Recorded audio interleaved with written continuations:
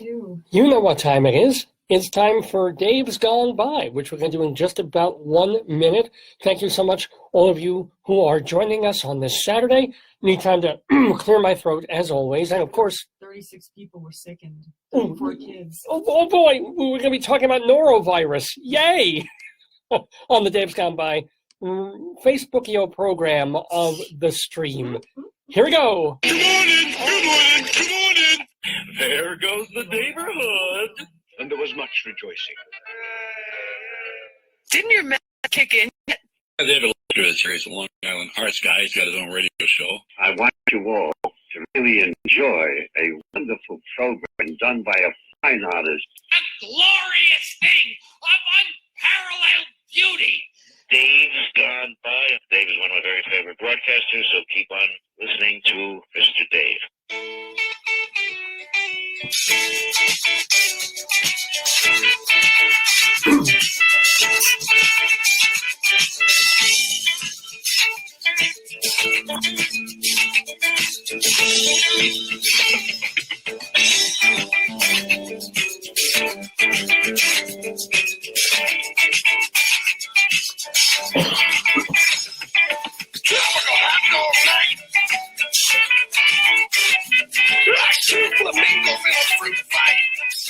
Well, there goes the Daverhood. Good morning, everybody. Dave Lefkowitz here with the Dave's Gone By Facebookio program of the stream, live with you on this Saturday morning, July 21st, 2018. Thanks, already so many people tuning in. Welcome, oh my God, a friend of the Daverhood, Jill, who wrote Broadway music. Well, she's another Jill who was on the show. My darling and adorable wife, Joyce, just said Jill Sabule. No, this is another Jill who did a Broadway musical. I'm pretty sure it was based on a Charles Dickens novel, and forgive me, was it Tale of Two Cities? If I'm wrong, Jill, just message me here and we'll tell everybody. But also welcome to Richard and John and Jeffrey, a marvelous playwright who was on one or two of our Tony shows. Tony, of course, welcome Tony every Saturday. Christian and Nate and Michael and so many other folks who already I can't see because they've scrolled up. And Nancy, Nancy, you haven't said hello, Joyce, yet. No, I'm waiting. Hello, David and Joyce. Well, we're waiting, Nancy. Let them Type wake that up in. and type. It's morning time. Yeah, I know. It's early. It's 9 o'clock in the morning, Mountain Time, 11 o'clock Eastern Time, every Saturday when we do this Facebookio program of the stream. This one is called, like this. Hey, funny, you don't look Stewish. Get it? Because our guest, Nancy writes, good morning, Dave and Joyce. Hello, Nancy. And Ryan, because our guest in the Daverhood is singer-songwriter Al Stewart. Now, you remember him. Do you remember The Year of the Cat? Do, do, do, do. Wait, I don't know the other lyrics, but it's... Wait, yes. Okay.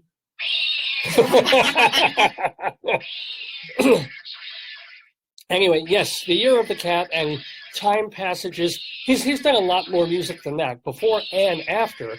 And as a matter of fact, Al Stewart will be at the Bolton Center on Long Island, on Bayshore, Long Island, on July 22nd. And so, why not have him on this Facebookio program of the stream? And welcome to David from my high school. Yay. He tunes in every Saturday, I believe, as well. So welcome. When David Lefkowitz tuned in, that was freaky. Yeah. There was another person with my name or my doppelganger. I'm not 100% sure. But David Lefkowitz tuned in last week, and it got very weird and meta. So come on back, David Lefkowitz, and say hi. And welcome to what a lovely name she has. I'm not gonna say the full name, but Eileen. Oh, somebody gave you a Thumbs up. Thumbs up to you too. Whoever thumbs me up is probably Eileen and Tony as well. Eileen. So, Al Stewart will be in the Daverhood talking with us. We'll play a little bit of his music. Unfortunately, and I make this caveat, or what's the word? I make this disclaimer every show now. Because we're on Facebook, because we upload the shows on YouTube, I do very little music. Much less than I used to. It's a talk show now, more than it used to be a whole eclectic radio show. You So I would love to play you some Al also Stewart. wear costumes. I do. I will. But that's coming like half an hour. No secret. Oh boy. But yeah, I would love to play a lot of Al Stewart. We'll play a little bit of Al Stewart, but we'll certainly talk to him. In fact, he'll be talking to Rabbi Saul Solomon of, I was going to say, of blessed memory. That's horrible. Oh, God. And what's the opposite of that? Of blessed continuity. No, I would say of cursed existence. Rabbi Saul Solomon of blessed incontinence. No, cursed existence. Cursed existence. He'll be talking to Al Stewart in the Daverhood just probably about an hour to an hour and a half from now. So you don't want to miss that. Should be a very fun conversation about Stewart's career, music, and did you know that Al Stewart is an oenophile? I'm mispronouncing that, I'm sure. He's an oenophile. He likes wiener dogs? Oh, no, that's So us. What is it? Beer? Close. Well, Wine? wine. Vinophile? Yeah, he's the O-N-E or something like Oh, that. yeah, It's of a weird course. It just rolls off the tongue, yeah. O-E-O-E.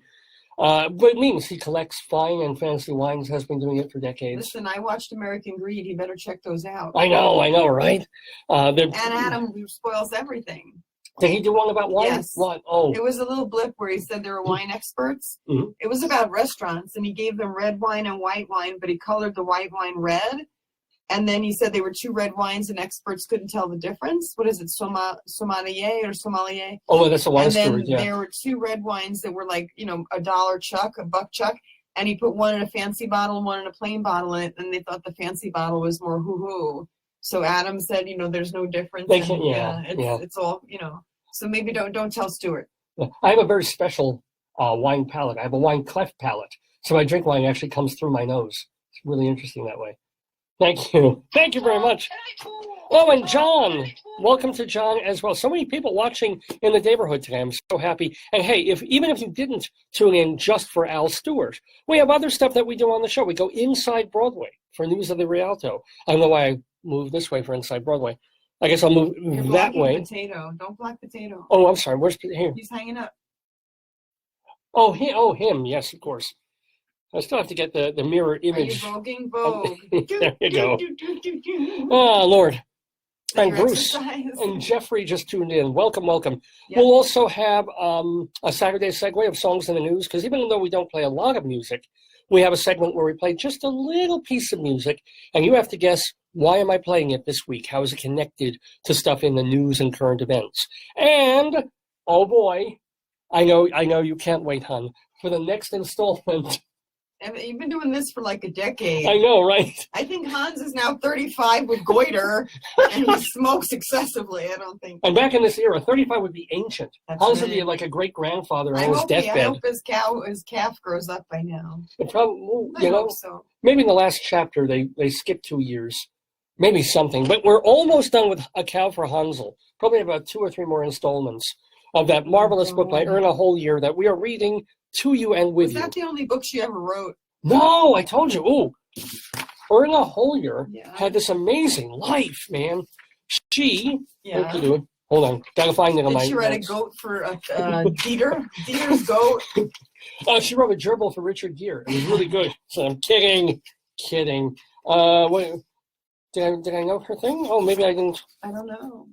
You could do it next time. Don't hold it up in front of the Yeah, computer. sorry. White paper's yucky. Here we go. Erna Holyer. She was born in Bavaria, survived the Nazi era and World War II bombings, married an American soldier. Good way to get out of there. Hedwig. Yeah, Hedwig. right. Hedwig. Moved to California in 1956. Yeah. She survived two major heart surgeries and breast cancer. Maybe that's She's like walking metal. She did write an autobiography in 2004. That'd be amazing. The cow for me.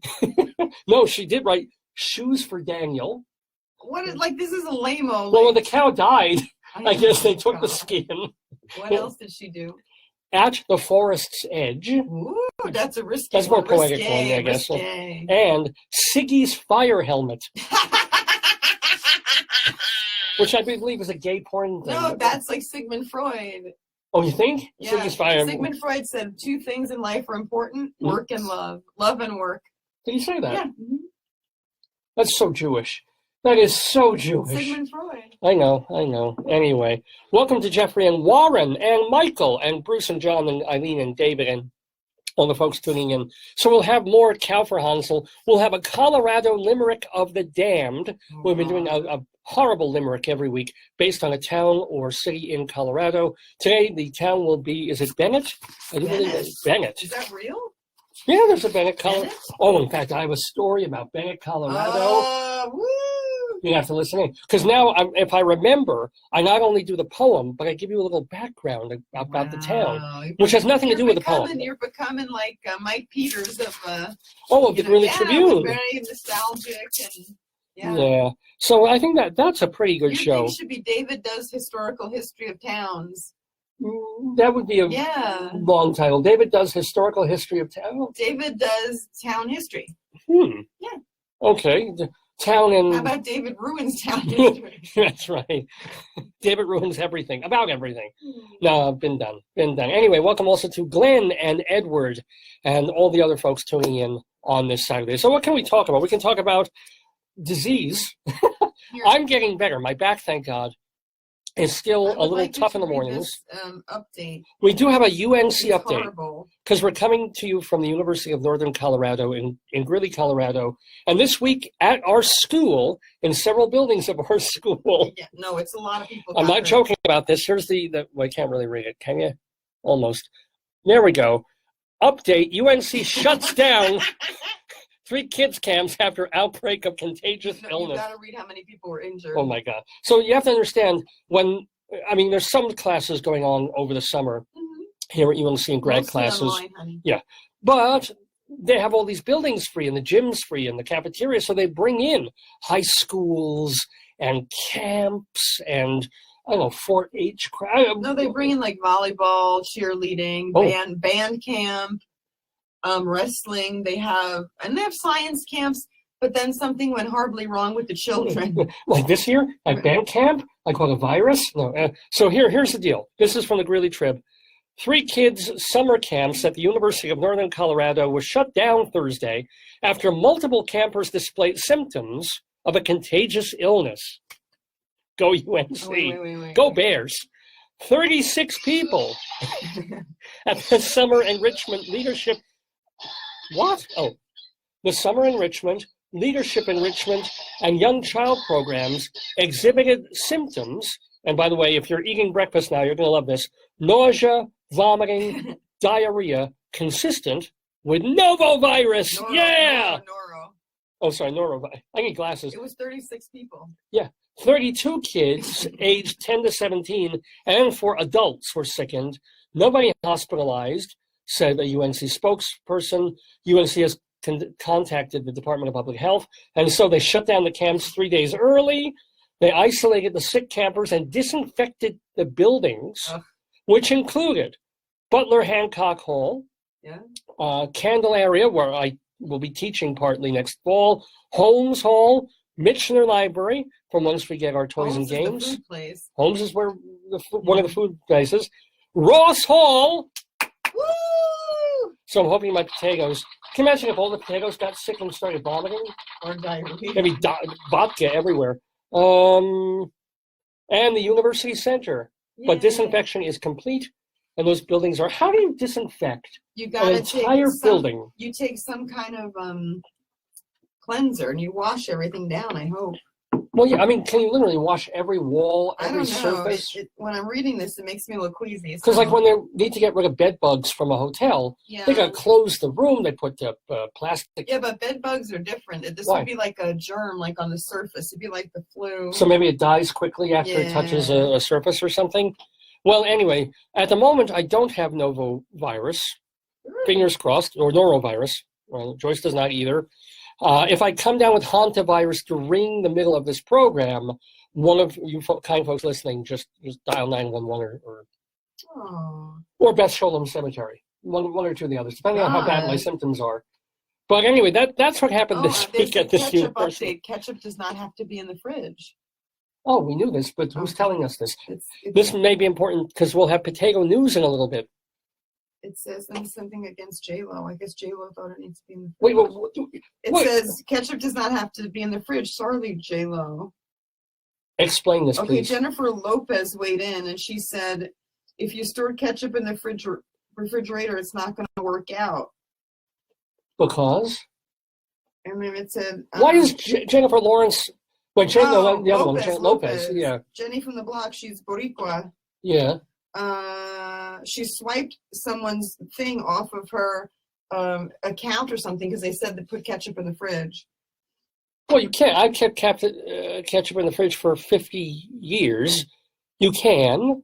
Maybe it tastes better outside the fridge. The girl said, I have trust issues because they don't keep ketchup in the fridge. She has And then it trust says issues. it's safe to keep it in the room temperature. Mm. Long before refrigerators, we had ketchup. The acidity keeps it fresh. Uh-huh. In about a month, then you got a problem. Oh. It Only a month? It deteriorates after 30 days. Oh, no. I use a ketchup bottle for about 3 months before I'm done with it. What do they say about mustard? Where do you keep your ketchup? Yeah. I imagine mayonnaise, you have to be a little more... Oh, look how beautiful. I'm going to show this to potatoes. Why? Because mayonnaise has egg. Yeah. Ketchup. Thank you for that ketchup update. That's going to be... Usually we get hit with a lot of them. And by the way, welcome to Robert and Valerie and Gregory and David and Josephine. But we're also talking about diseases. Well, you get a disease if you eat hardly... McDonald's, 163 people got tainted salad. Oh, in one McDonald's? Or like... I hope so. They'd be isolated. Messy. Yeah. In 10 states. Oh, okay. Yeah. Yeah. One was in a state of diarrhea. The other was in a state of vomiting. Oh, cyclosporadia. Oh, that's nasty. Yeah, that's bad. Oh. I was writing a cyclosporadia the other day. Iowa, Missouri, Minnesota, Nebraska, South Dakota, and Wisconsin. Mm.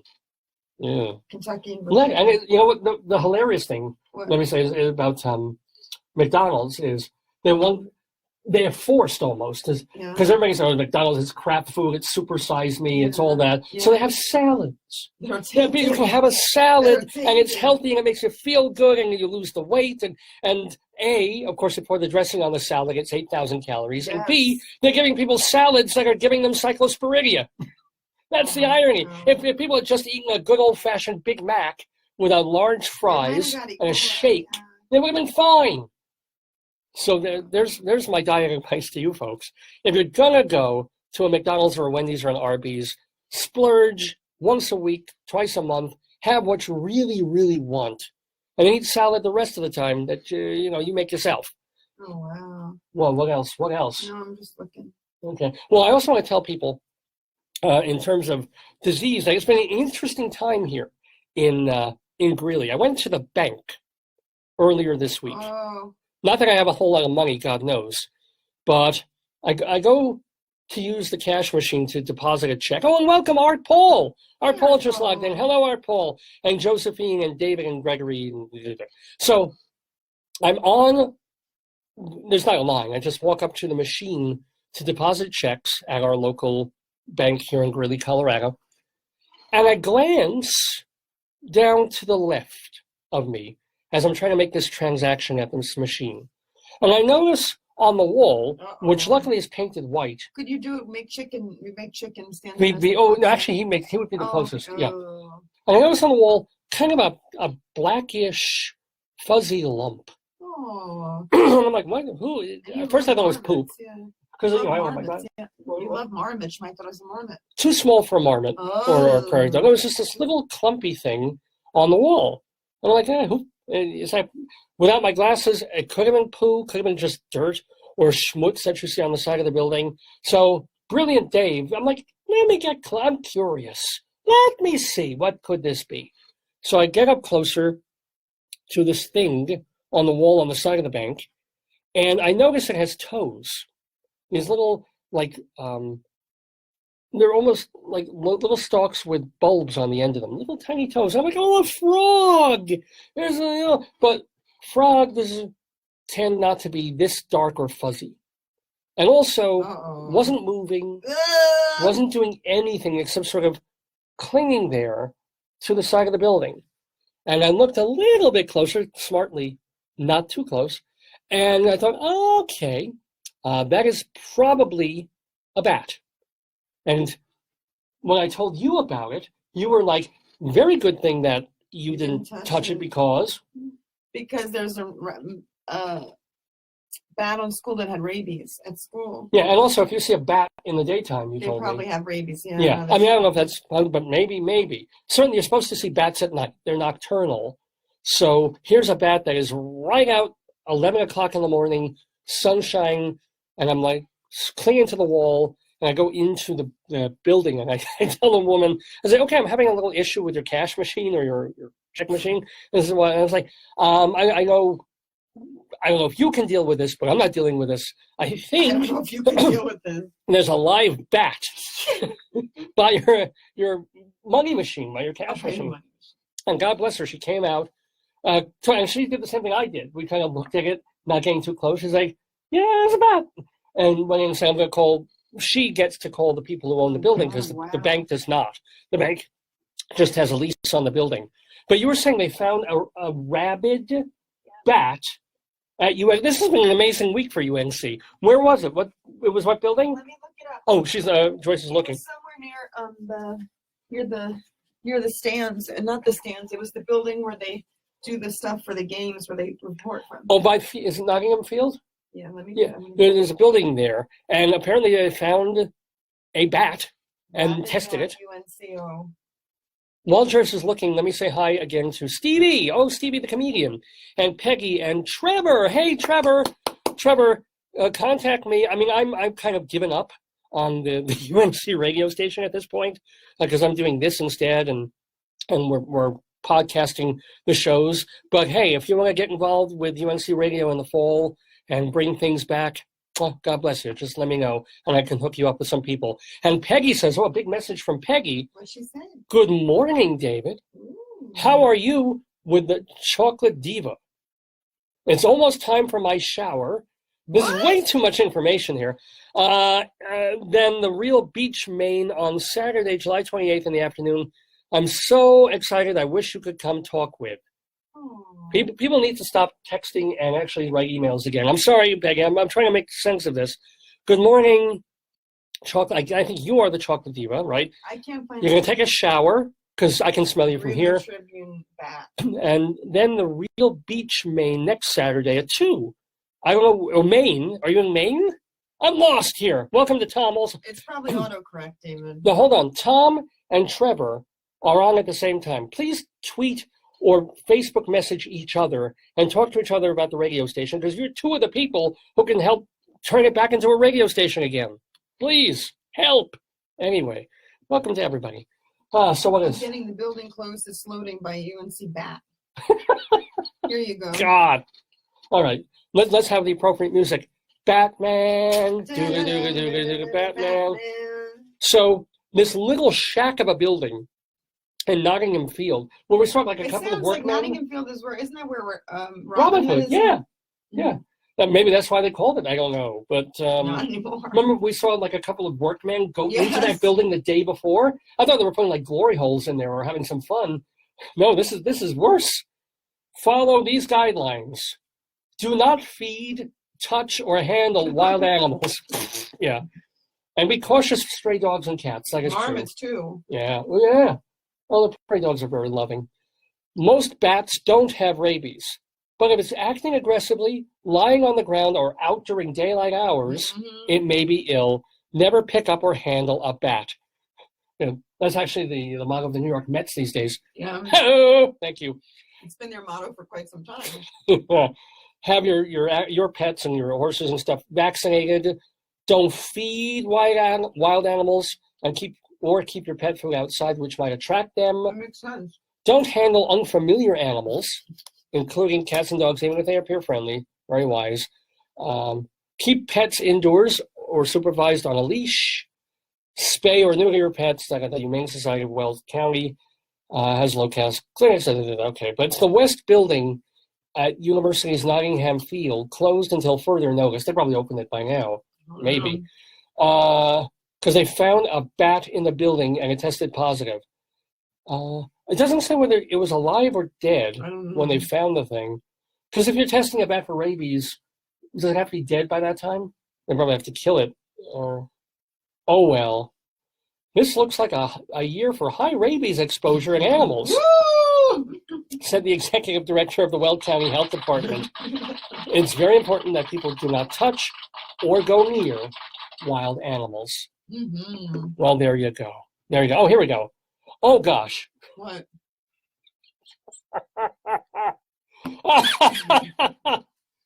Do I? I told you it was auto checks. I don't know what I am the worst human being imaginable. I was making fun. I was poking fun at a message that Peggy wrote earlier. And Peggy writes, David, I use voice recognition because I'm blind. Mm-hmm. I'm sorry, What Peggy. did she mean to say, though?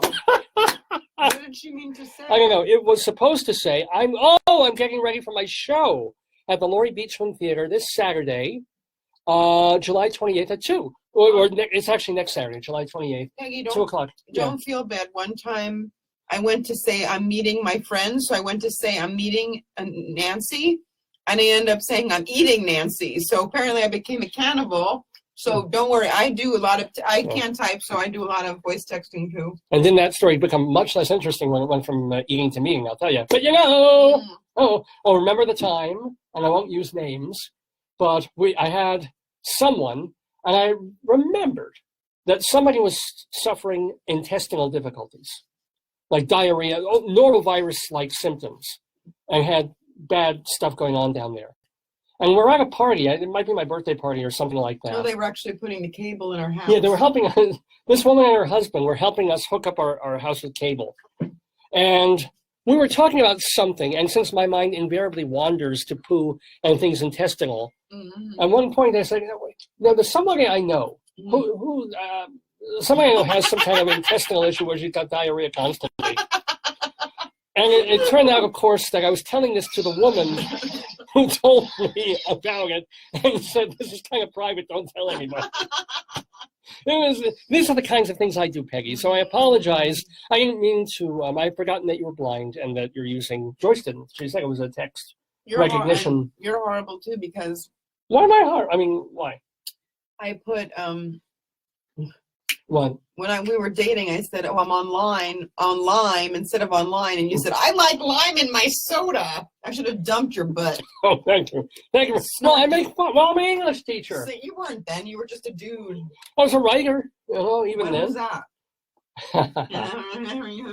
Welcome, by the way, to speaking of libraries and books and things, Karen from the old library where I used to work, and Walker, too. So hello, everybody. Ooh, I like that name, Walker, too.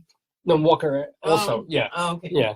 But welcome to the Daverhood. It is 9:30 already in the morning, Saturday, July 21st, 2018. Our show is called Funny You Don't Look Stewish. Get it? Stewish, because Al Stewart is going to be the guest with Rabbi Saul Solomon. I wish I could blow my nose off camera. That'd be great. Me too. Thank you. So, anything else we need to talk about before we get into Greeley? Do you want to talk about the nice restaurant you ate at? We could. Yeah. We were in Loveland, right? Was it Fort Collins? Yeah. No, Loveland. Loveland, we went to Loveland this week, and we're in a restaurant that we wanted to try. Mm-hmm. It's like a stone oven, what do you call it? Wood-fired pizza pizza. oven. Yeah. But I didn't have pizza. Mm-mm. Well, they made a lobster dish with lobster pasta, cream sauce. Creamy lobster pasta dish. Mm-hmm. It was to die. I didn't die. It was to die for, but I lived. But it was so yummy. good. Oh, and you also liked your salad, didn't you? It was so out here in the Colorado. They have a trip like everybody makes this, like the quote unquote high end places. Mm-hmm. It's a beet salad with like mixed greens, 2 types of beets, pistachio and goat cheese. It was. I ate half of it at the restaurant and went home and added mushrooms and tomatoes and ate the rest. It was absolutely delicious. Oddly enough, so yummy. a salad that good can't be beat. Wrong noise there, but you get it. So yeah, that was absolutely yummy. This is this weird thing. I've been on a roll, like with a lobster roll, but I've had 3 amazing meals out, and we eat out a lot less than we used to for various reasons. But but the last couple of times, we're more selective.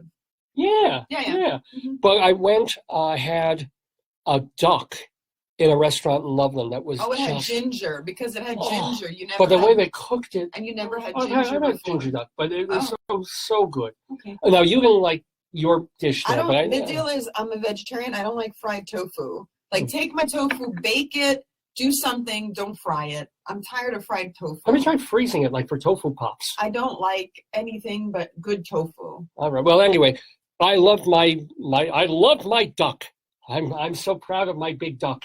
And the cuttlefish. And and at Biaggi's, they have this. Oh, if I tell you, they had a pasta made where the pasta itself was made with cuttlefish ink. It was flavored with the ink. Yeah. That's flavored with ink. You know. I mean, it was pasta. It was you love that. And there was lobster in it. Oh, so good. Oh my God. Well, every time we go to Loveland, we'll try a new restaurant.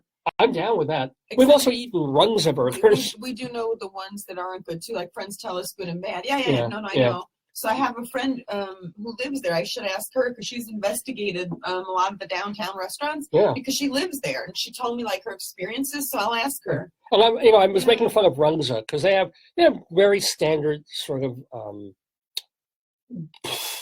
burgers and things but they like also that. have those special sandwiches. sandwiches. But there's also a sandwich where they stuff all the meat with cabbage, which you really can't get anywhere else. And you know what I like? The dollar. Yeah, they have dollar drinks, and you've got a dollar ice cream cone. They have dollar soft serve cones. Didn't you get custard? Like frozen custard. Yeah. Where are you going to get that? That's like a good deal. For $1. I mean, you probably can at McDonald's too and things like that. But that was good. It was really, you get a little cup with a swirl custard in it at this place called Runza. Runza. You know what I like too? They have outdoor seating, really nice like stone tables. I like that. Very nice. And the lady that we always get, sometimes the kid's not there, but the woman's always there. She's very nice. She's, how are you? Yeah. Very nice lady. So a lot of nice little places in Loveland. Service, Anyway, just wanted to say that, and been having in such a rotten summer as it has been. Do you want to talk about the kid that helped you with your battery? Well, that's very nice. Oh, no, you don't have to. I don't know if there's a story there about that. Okay, then keep going. It's okay. I could talk about the coin. Coin. What do I want to talk about? No. I could. I'll do a little bit of bitching, and then we'll talk about the. What? About what? I'm gonna bitch about taxes. Oh, I'm mad. Oh, I'm mad about taxes. Oh, so taxes that we pay to live here in whatever. So we get a bill months ago. That our taxes, we have to pay our annual taxes, and we don't have it bundled in with our mortgage. We make, because taxes are still pretty damn low in Colorado compared to all these folks in California and New York who are watching this show. I'm not complaining about our property taxes one bit.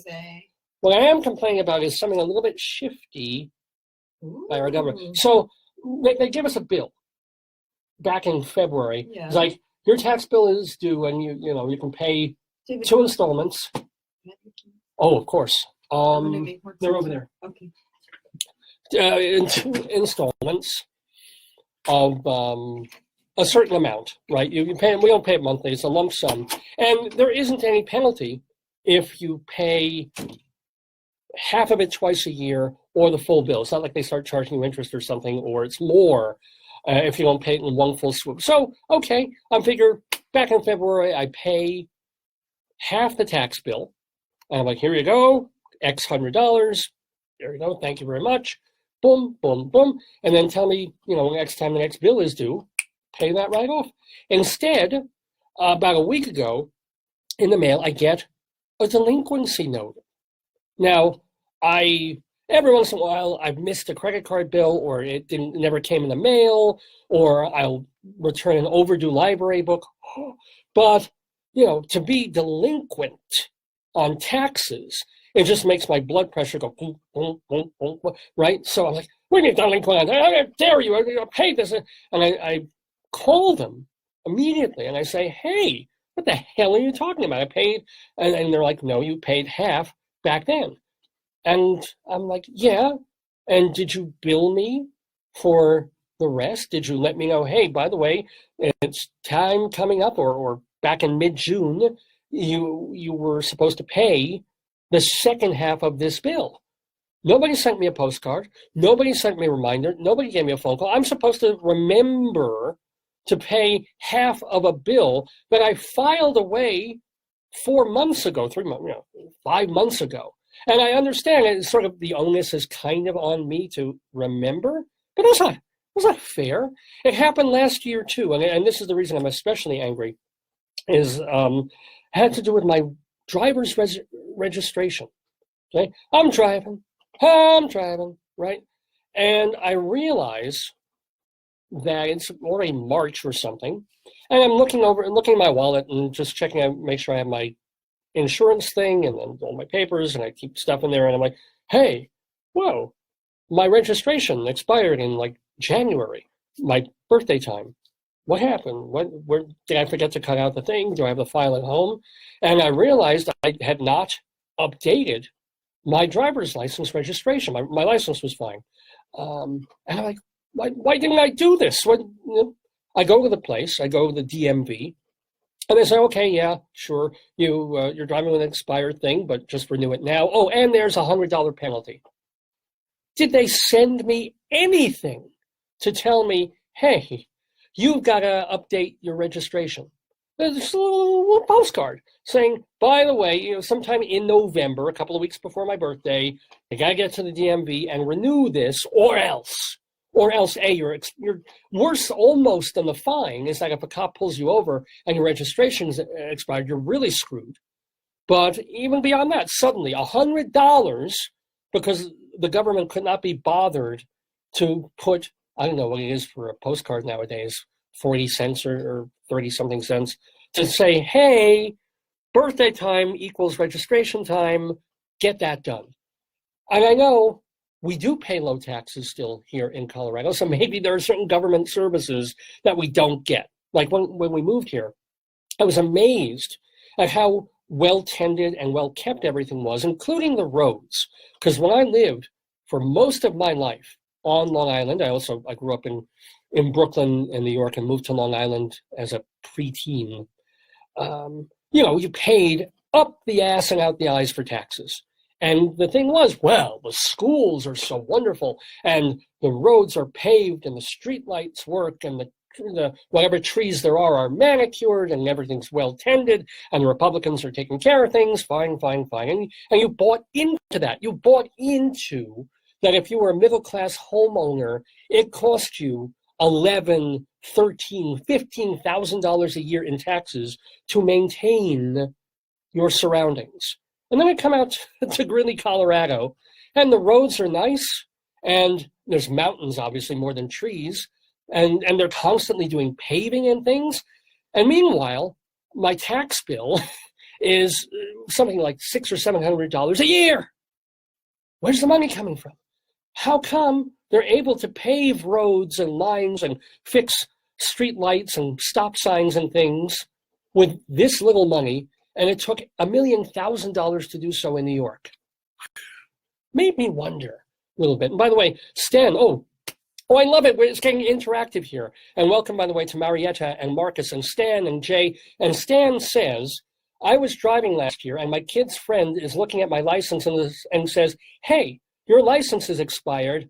Oh, man, it caught me out there. Right? Am I right? Can I get an amen, ladies and gentlemen? Okay.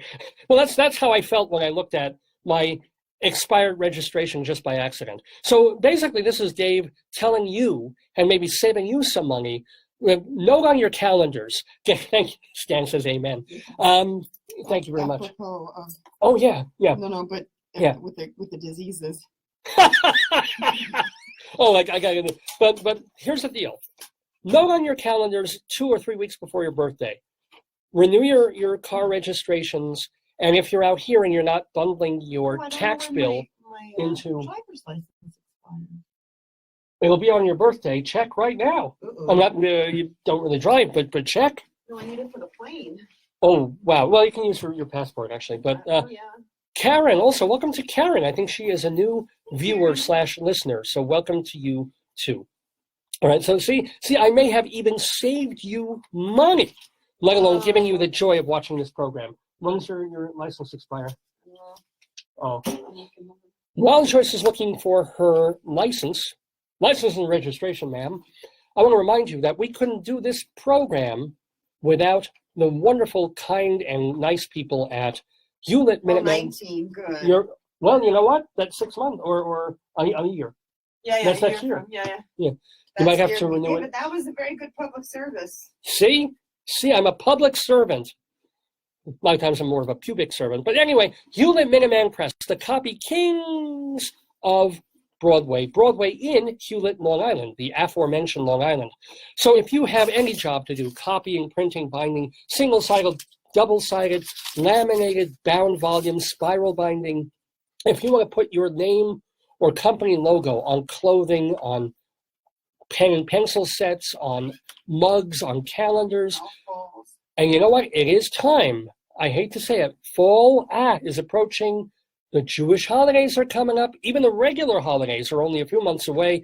So, as opposed to the abnormal Jewish holidays, Hewlett Minuteman Press is the place to go. They're right in the heart of Hewlett, Long Island, across the street from the giant Petco, near all those banks, 2.5 blocks from the LIRR. And the Toron family has owned and operated Hewlett Minuteman since, the mid-1970s. And if you tell them Dave sent you, you get 10% off any job, big or small. So give them a call, 516-569-5577, area code 516-569-5577. They're closed on the weekends in the summer, but they'll be open Monday morning at 8:30 to take your order and help you with everything you need to do. Hewlett Minuteman Press, they are the copy kings. And welcome. Excuse me, by the way, I hate when I have to talk and I'm squelching a burp. Welcome to Karen and Gina and Tony. Now, Tony's got the same last name as our guest. I'm wondering if that's a relative. Maybe. I mean, it's a common last name, but Tony, say if you happen to be here to listen to Al Stewart, the musician who'll be talking to Rabbi Saul in just a little while. And by the way, Stan wrote back and said, the great thing about the time that we are living in is that I was able to go home and get scolded from my wife while she renewed it online, even with it being expired 4 months. Okay. Whoa. So he could do it online. I went and did it I had to go to the DMV. Yes. Yeah. Oh, well. Didn't you bring your rabid bat? I brought my rabid bat to the DMV. That's why they processed me a little quicker than some of the other people. I said, not that I was, I stood by the desk not touching anything. But I've got this touch of norovirus. I could touch your desk. I could lay a finger on your coffee cup, or you could process me. I should have threatened and said, and this fine, this fee you want to charge me, this $100. I'm like, I didn't. So are you ready, my dear? Yeah. For Greeley Crimes at All Times? Mm-hmm. Oh, good, because the music for that sounds just like this.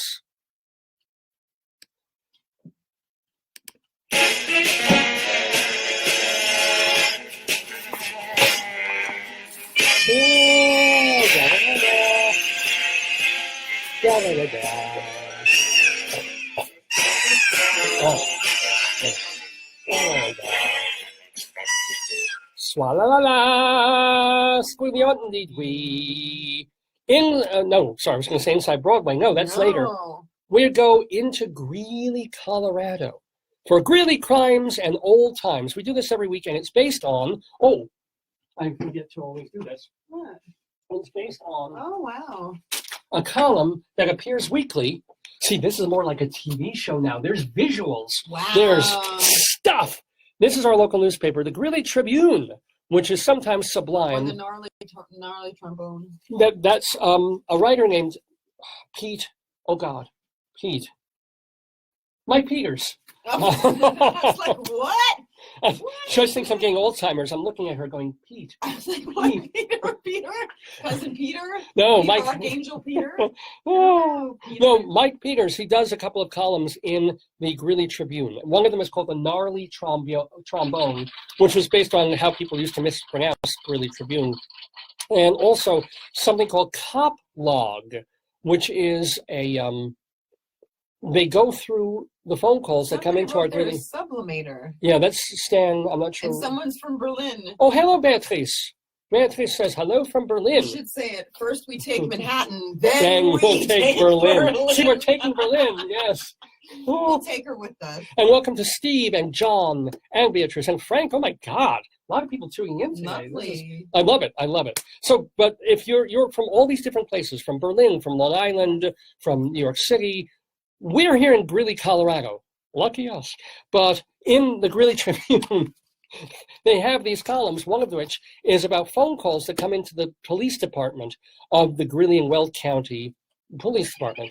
And not all these calls are as urgent as the people think they are. They're kind of funny. And the newspaper collects but now them. some of the bat and wildlife ones might be. They But maybe could we be. underestimated their severity in the past. Like I know. The squirrel at the door, that could have been, Well, I am a rabid fan of this segment, ladies and gentlemen. And we also mix in something called Greeley Old Times, where Mike Peters, again, goes through the newspapers from 100 years ago, and he looks for the weirdest, funniest, most nostalgic stuff that literally was printed in our local paper, and he compiles and collates those as well. So are you ready?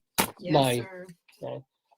Time for Greeley Crimes and Old Times. 21 people are receiving rabies exposure treatment after they visited a baby raccoon at the home of a woman in southern Weld County. Health officials say it is the largest rabies exposure case ever experienced here. This is recent. This is not Old Times. There's 21 people had to get like rabies shots. Oh my God. The raccoon, taken in by the woman after it was abandoned by its mother, tested positive for rabies. Oh my Lord. Yeah. I mean, wouldn't you know that he's acting weird? Honey, I need to go home quickly. And there's something in the laundry room I don't want you to Oh look no. at. Yeah. And what's kind of funny is we have to be even more protective of our old dog. It kind of looks like. Because when you look at him now, he's got these beautiful dark beady. I mean, they're all occluded now because he's almost blind. But he still has this adorable face, and he's raccoon-like now. He does. Even though he's a wire-haired dachshund. So if you see our dachshund, The critter keeper knew he wasn't. He said, make sure your dog has rabies shots. He knew the difference, so That's an expert true. would know. Yeah. Okay. Let's see what else we have. Now, there's more. Oh God. 20 of the people exposed to rabies asked to visit the woman's home when they heard about the baby raccoon. So they thought, a cute little raccoon cat. Yeah. So they go into the woman's house. Rachel Freeman from the Rachel Freeman from the Department of Public Health put it this way: "It's unusual to see that." Good. Now, the woman who took the coon in contacted a local animal shelter, hoping they would take the animal in to rehabilitate it. The shelter could not, but they contacted the health department, thank God. Ooh. Oh, man. This is a big story here. God. This baby was a wild animal. Yes. Well, most 2-year-olds are, said a spokesperson. I think there was some heightened interest in seeing a baby animal in the home. Aww. So far, everyone who was exposed is doing okay. But this is a cautionary case, especially as officials are seeing an influx of rabies cases. But by the way, you get rabies from bites and scratches, of course, but otherwise only through soft tissue contact, so only eyes, mouth, and anus. Oh, God. I'm just saying. That poor baby raccoon. All those poor people who just wanted to see a little thing and they get rabies shots. Remember when your book club lady had those baby kittens and we all saw them? They were cute. Well, those were kittens. They were cute. I can understand that. I Yeah. desire. And I always like to see a little pussy, but thank you. Ow! 2, count them, 2 mysterious notes found in Greeley have been turned over to government officials. Uh-oh. One note found at the Greeley Creamery. Was it written by a hobo? Maybe, possibly, because this first note said, "Latest German paper money sold here." The other note was found in the Tribune Republican newsroom, a long message supporting the Irish Revolution. And interesting times back in 1918 in this place. Now, tobacco chewers in Greeley. Oh, geez. And funny, you don't look Jewish. Tobacco chewers in Greeley received a warning from a law court in California. Whoa. Seems as though pieces of a decomposed human toe Oh, God, David. have been found in some containers of chewing tobacco. It's just like every outbreak. I mean, that's like, what is it, Studs Terkel in the jungle, where people fall into that and they keep making the sausage. Right? Oh, it's Upton Sinclair, right? The meat and this is beautiful. This is beautiful. If you find a toe in your tobacco, the California attorneys warned the container should be thrown away. Yes. Good advice. Can you imagine back in 1918? I paid $8 for this. Well, I'm not going to smoke that, but this looks all right here. Yeah. Oh, there's got to be some kind of joke about that. That's like pre-FDA, though, so. When was the FDA? I mean, or maybe like, I don't know. Probably after that incident. That's right. Nope. No, I'm racking my brains for a cigarette/foot joke. I'm thinking of Dados, toes, Dados. Yeah, nails. I think there's trouble afoot. Maybe that's, Oh, okay, yeah. Maybe that was the Golden Arch. This little piggy went to William Morris. This little piggy went to Pall Mall. God. All right, here we go. What? Yeah, okay. I did think of a cigarette/toe joke. I do enjoy putting my lips to a camel toe, but it's somehow different. Yeah, camels, little camel toe. Comedy. All right. Oh, whoa! Oh, important, very exciting. It's the bell.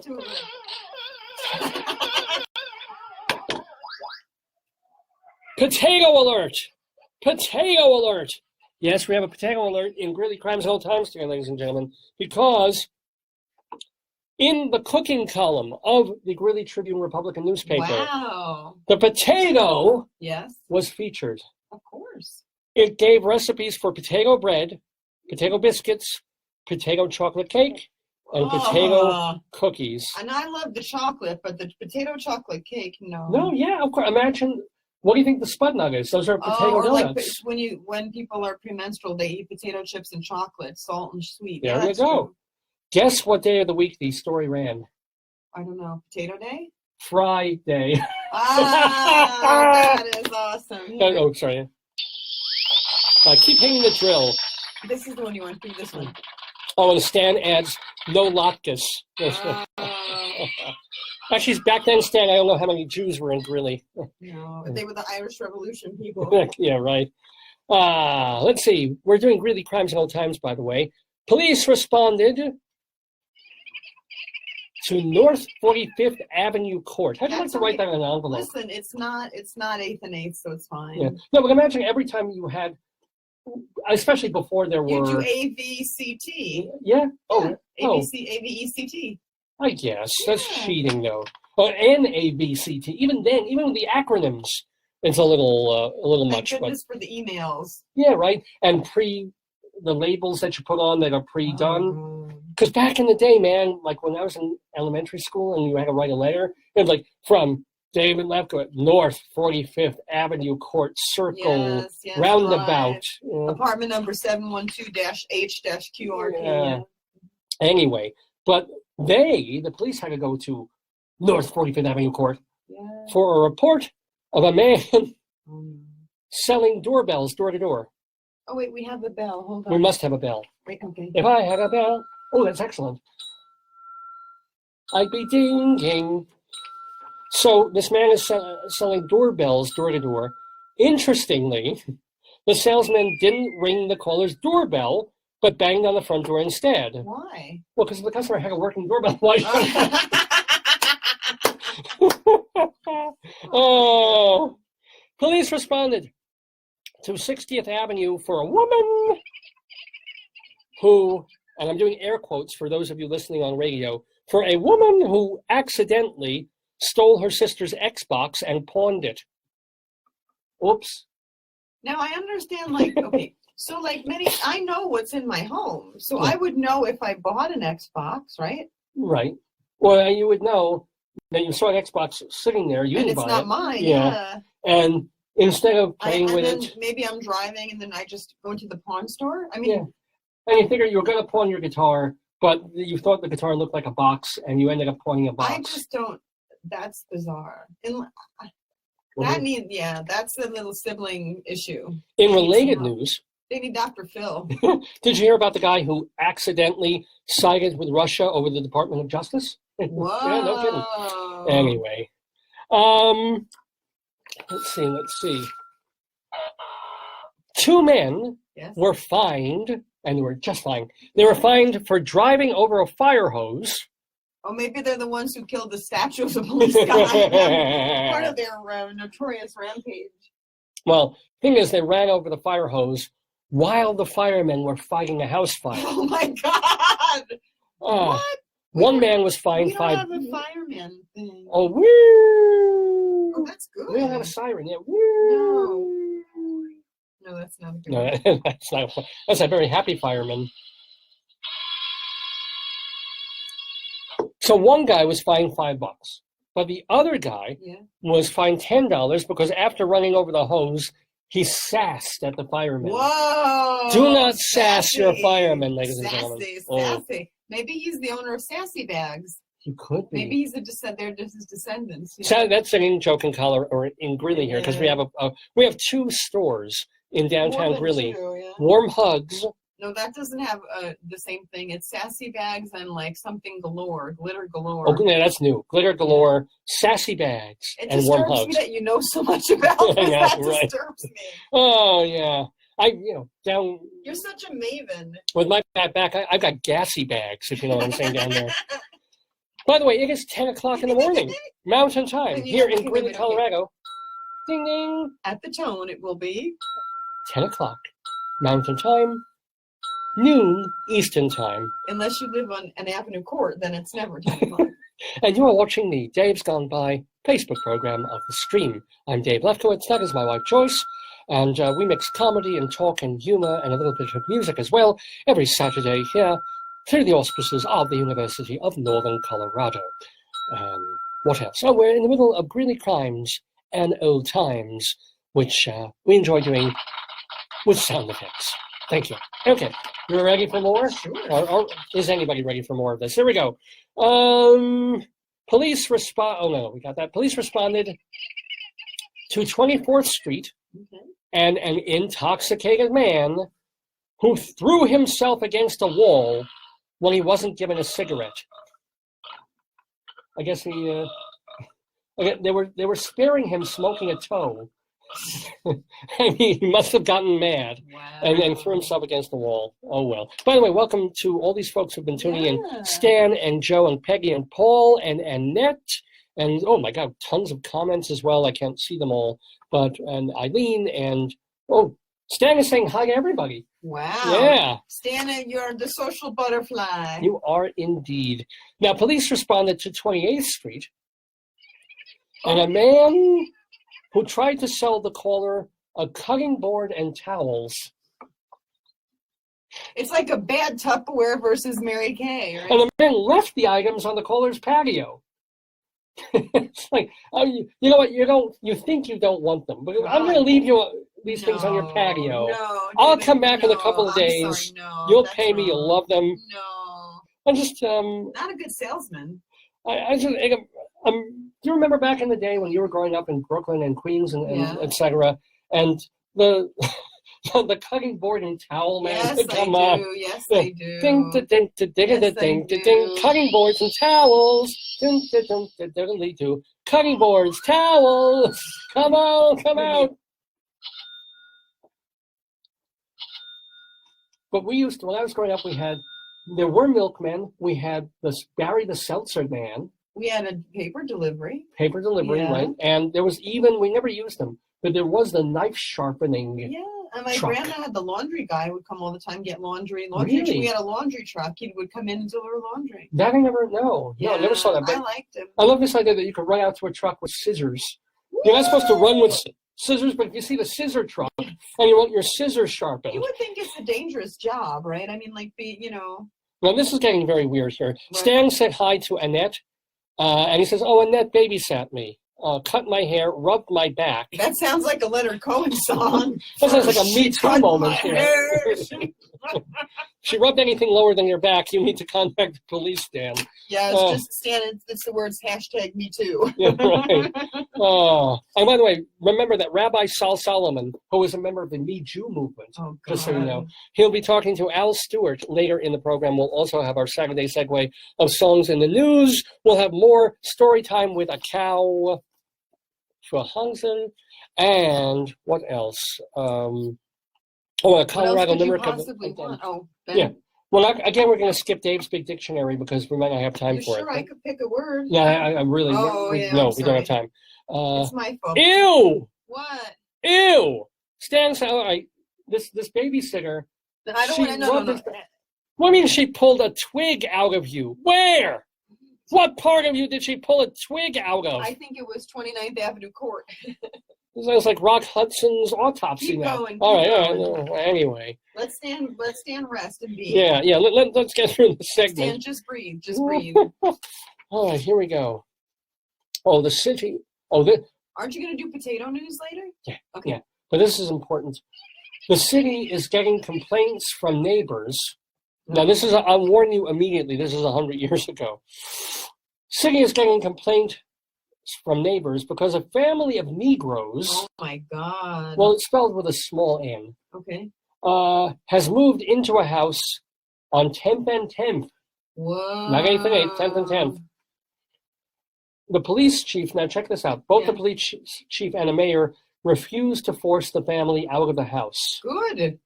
And by the way, the newspaper, this is Mike Peters adding this, I'm sure, the term Negroes was commonly used and acceptable 100 years ago to describe African Americans. You know, I would not, that must be tough in Greeley. So, when they stayed, one assumes they stayed, but that is the famous play by Lorraine Hansberry. I'm stupid. No, you know the play, Racing in the Sun. Oh, yeah. It's like a black family wants to move into the southern neighborhood that is trying to not Cry have them. Beloved Country, but that's a whole other... Yeah, literally another country, yeah. I love that. Want me to look? You found it? Yeah, no, it's Racing in the Sun. Okay. Now, I wanted to do this last week. We ran out of time. But we have a dateline. On Greeley Crimes and Old Times, sometimes we move away from Greeley, Colorado, to do some news from somewhere else. And now we go back to our old stomping ground, Times Square, Manhattan. Ooh. New York City. Now this has been this would have been a great week for Ripley's, like Ripley's Believe It or Not. Yeah. Because of this story. This would have been this is fabulous. Well, is it except of course hot dogs? Well, no, that's not. Did they make a wax figure of Joey Chestnut? They should. No, but Ripley, unfortunately, they're the main company owners of those duck boats that sank in. Oh, my God. So we'll get to that later. But my God, I don't want to hear that. Earlier in the week, Ripley's, the New York outlet of Ripley's, had a visit on July 11th, so it was about 2 weeks ago, from Sridhar Chalal of Pune, India. Oh no! Oh, this one's grossy. You got to find the video on this. Just call him Shri. Shri is 82 years old. There is something that Shri has not done since 1952. I hope it's not pooping. No. Do you remember what this was? That's right. Sridhar Chalal has not cut his fingernails on one hand since 1952. How come they didn't break? My nails break all the time. After a certain period, they toughen. It's calcified. But how do you keep them? But this is the amazing thing. He has the longest fingernails in the history of the world. If you saw the video, if you saw the pictures of him, they're actually spooled around like those old movie rolls. If you showed 16 millimeter movies. He's finally ready to cut them. Wow. So he came to New York on July 11th, and at a ceremony, they cut his fingernails, and they put them in a display case now. They're displayed at Ripley's in Manhattan. What did they cut them with, like a scissor? Now, this is what happened. This is how, your generativity, your productivity is as a teacher, as a professor. You give back, you give to the next generation and beyond by teaching people. I try and make people, I teach some English classes here, write better. and love language and appreciate the importance of being particularly clear when you're writing. That is my give back to the world, to future generations, to youth. But teachers can do more. Teachers can inspire. Chilal was inspired to grow his fingernails after a teacher told him off when he accidentally broke a very long nail that the teacher had grown. So when this kid was 14, he had a teacher with a very long fingernail. Somehow this kid broke it, because when they're only a few months long, I guess they're easily breakable. Yeah. And the teacher told Chilal he would not understand the kind of care it took not to break a long nail unless he did it himself. Whoa, that's like a really deep life lesson. Yeah. So Chilal did this to the tune of 29 feet and 10 inches. His fingernail was the length of a London bus. All. Oh, David.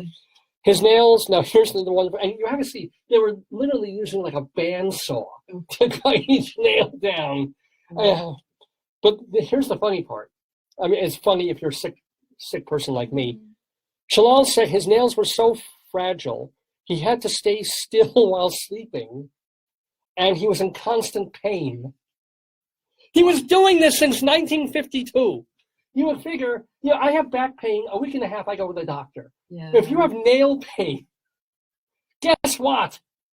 How did he work? How do you do it? Well, other hand, I don't know. I don't know what he did for a living, honestly.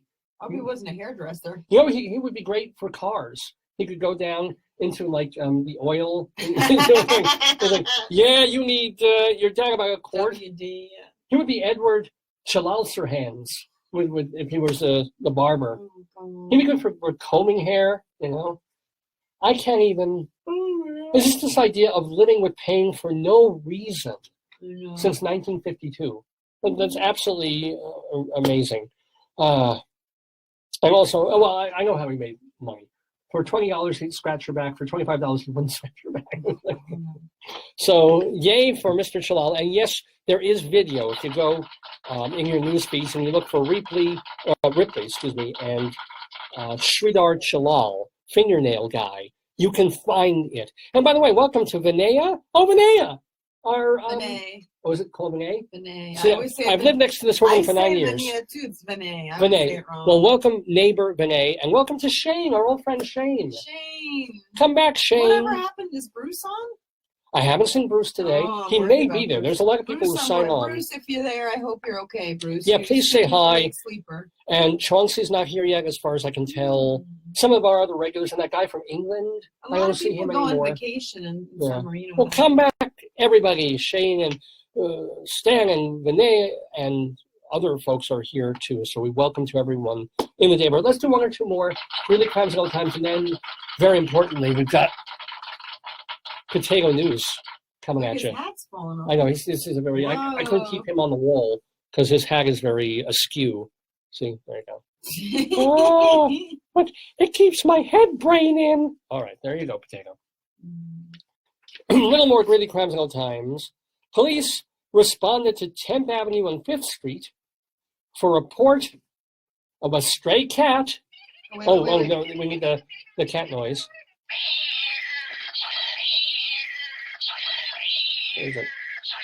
Now, the Humane Society refused to take the cat because, quote, it smelled like death.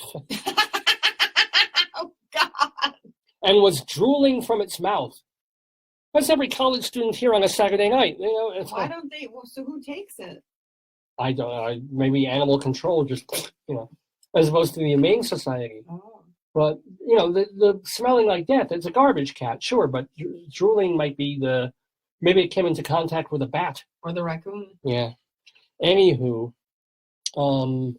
excuse me, police responded to 28th Street, and a man... Wait, I'm sorry, that was the cutting board and towel guy. I did that one already, forgive me. Again. But on 37th Avenue, there was a suspicious person. Doing what? The caller said a man drives into the neighborhood every couple of days, looks at the houses, and then leaves. So he comes into the neighborhood, scans the houses, and then leaves. The suspicious person was... Road crew? No. Postman? No. Security man? No. A nurse who regularly checks on the corner. Yep. Yep. So, the dementia, anyone? Yeah, okay. Well, you know what? You gotta have something. Oh, well, you know what I have? I've got this radio program, Dave's Gone By, every Saturday from 9 until noon or thereabouts, courtesy of the University of Northern Colorado auspices and my office auspices. We've been doing Greeley Crimes and Old Times, having a great time with that. But, you know, this is all about news for humans. And people who live here in Colorado or want to know about Colorado. But we have, as you can see in this room, and I won't get you on camera, but I want to show everybody. There's a lot of potatoes. Show me your wallpaper. Okay, if I turn this around here, there's our wallpaper on the other side of the room. And the balloons. Oh, of course. Here we go. Let's see if I can do this without. Oh, no, it's okay. Do you see them? And there's our Idaho potato balloons. Yeah, you got some. Yeah. Panoramic view in the Daverhood here. So potatoes are very important to me for really no good reason. And that's why, for their sake, every week we try and do something called Potato News. And this is news specifically put together for potatoes. Are you ready for potato news? Yes. Let me make sure that our potato newscaster is ready. Oh, no. He's right in the next room. I'm gonna bring him in. Let's get the party started.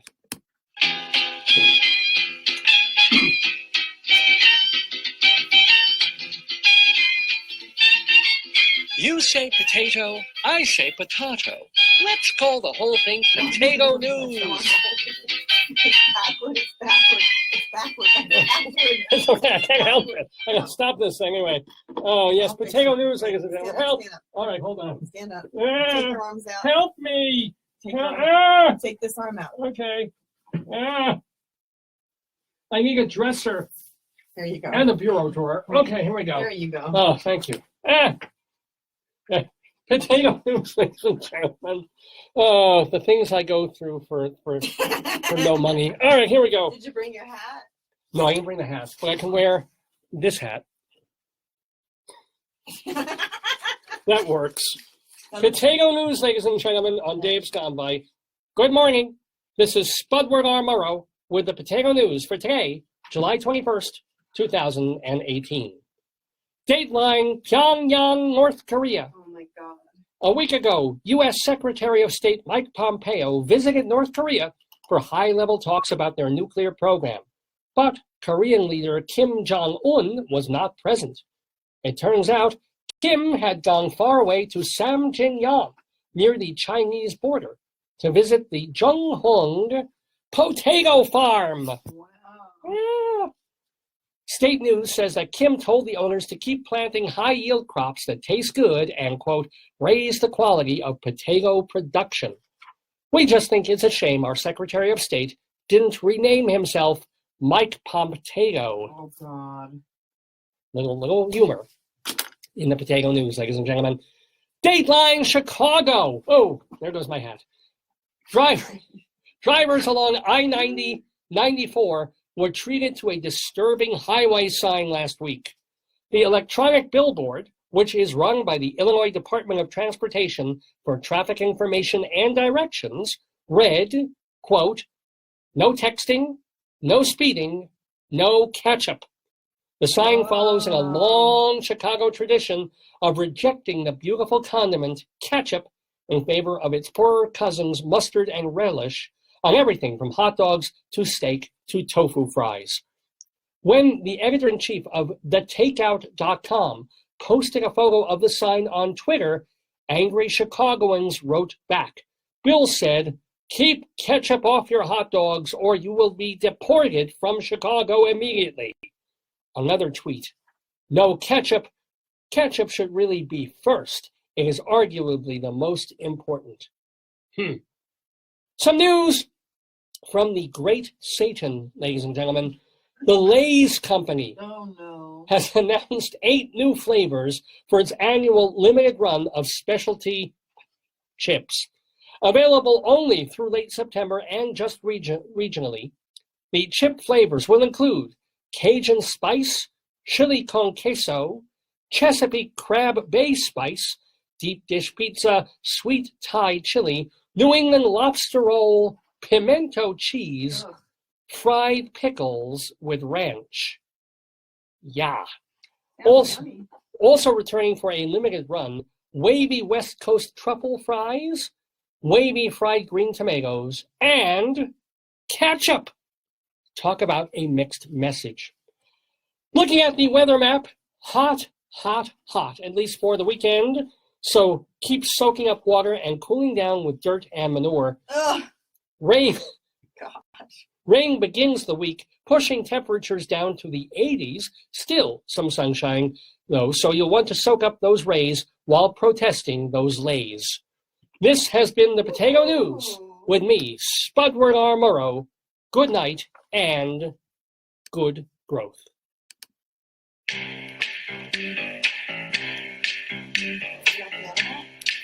Yeah, well,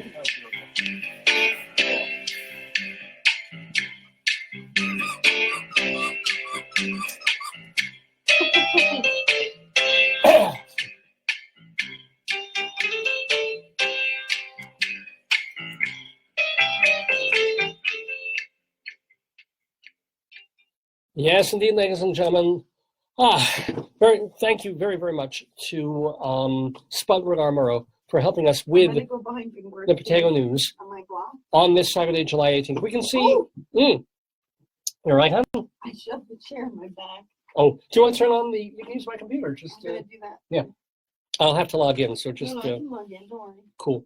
Anyway, we've got more of the Dave's Gone By Facebookio program of the stream for you here live on this Saturday, July 21st, 2018. We're calling this Funny You Don't Look, Stewish. It's our 660th episode. Are you okay? Thank you. 660th episode of the program, hosted by me, Dave Lefkowitz, co-hosted for the first part of the program by the lady behind me, Joyce. Oh, What? What is the matter here? What's going on? It's not as if there's anything distracting in this room. no, not at all. Yeah. So we've got Al Stewart coming up, talking to Rabbi Saul Solomon in the Daverhood. We also have our Saturday Segue of Songs in the News. We'll have a Colorado Limerick of the Damned, and we will have more of Storytime and a cow for Hansel, all coming up on the Dave's Gone By program. But before all that, we'll get a little bit more serious in the Daverhood, as opposed to Sirius XM, which is where I really wish this show was. But I'm a theater person. I've been a theater critic for about 30 years now. I'm a playwright, actor, director, all that sort of thing. So I love talking about the theater, Broadway, and keeping people posted. Because, you know, if a movie comes out, you hear everything about it. If some big pop star puts out an album or a digital release, it's all over TMZ, it's in the papers, etc. But when stuff happens in the theater in New York on Broadway, that's important too. And you really don't hear about it as much, except on this program with Inside Broadway.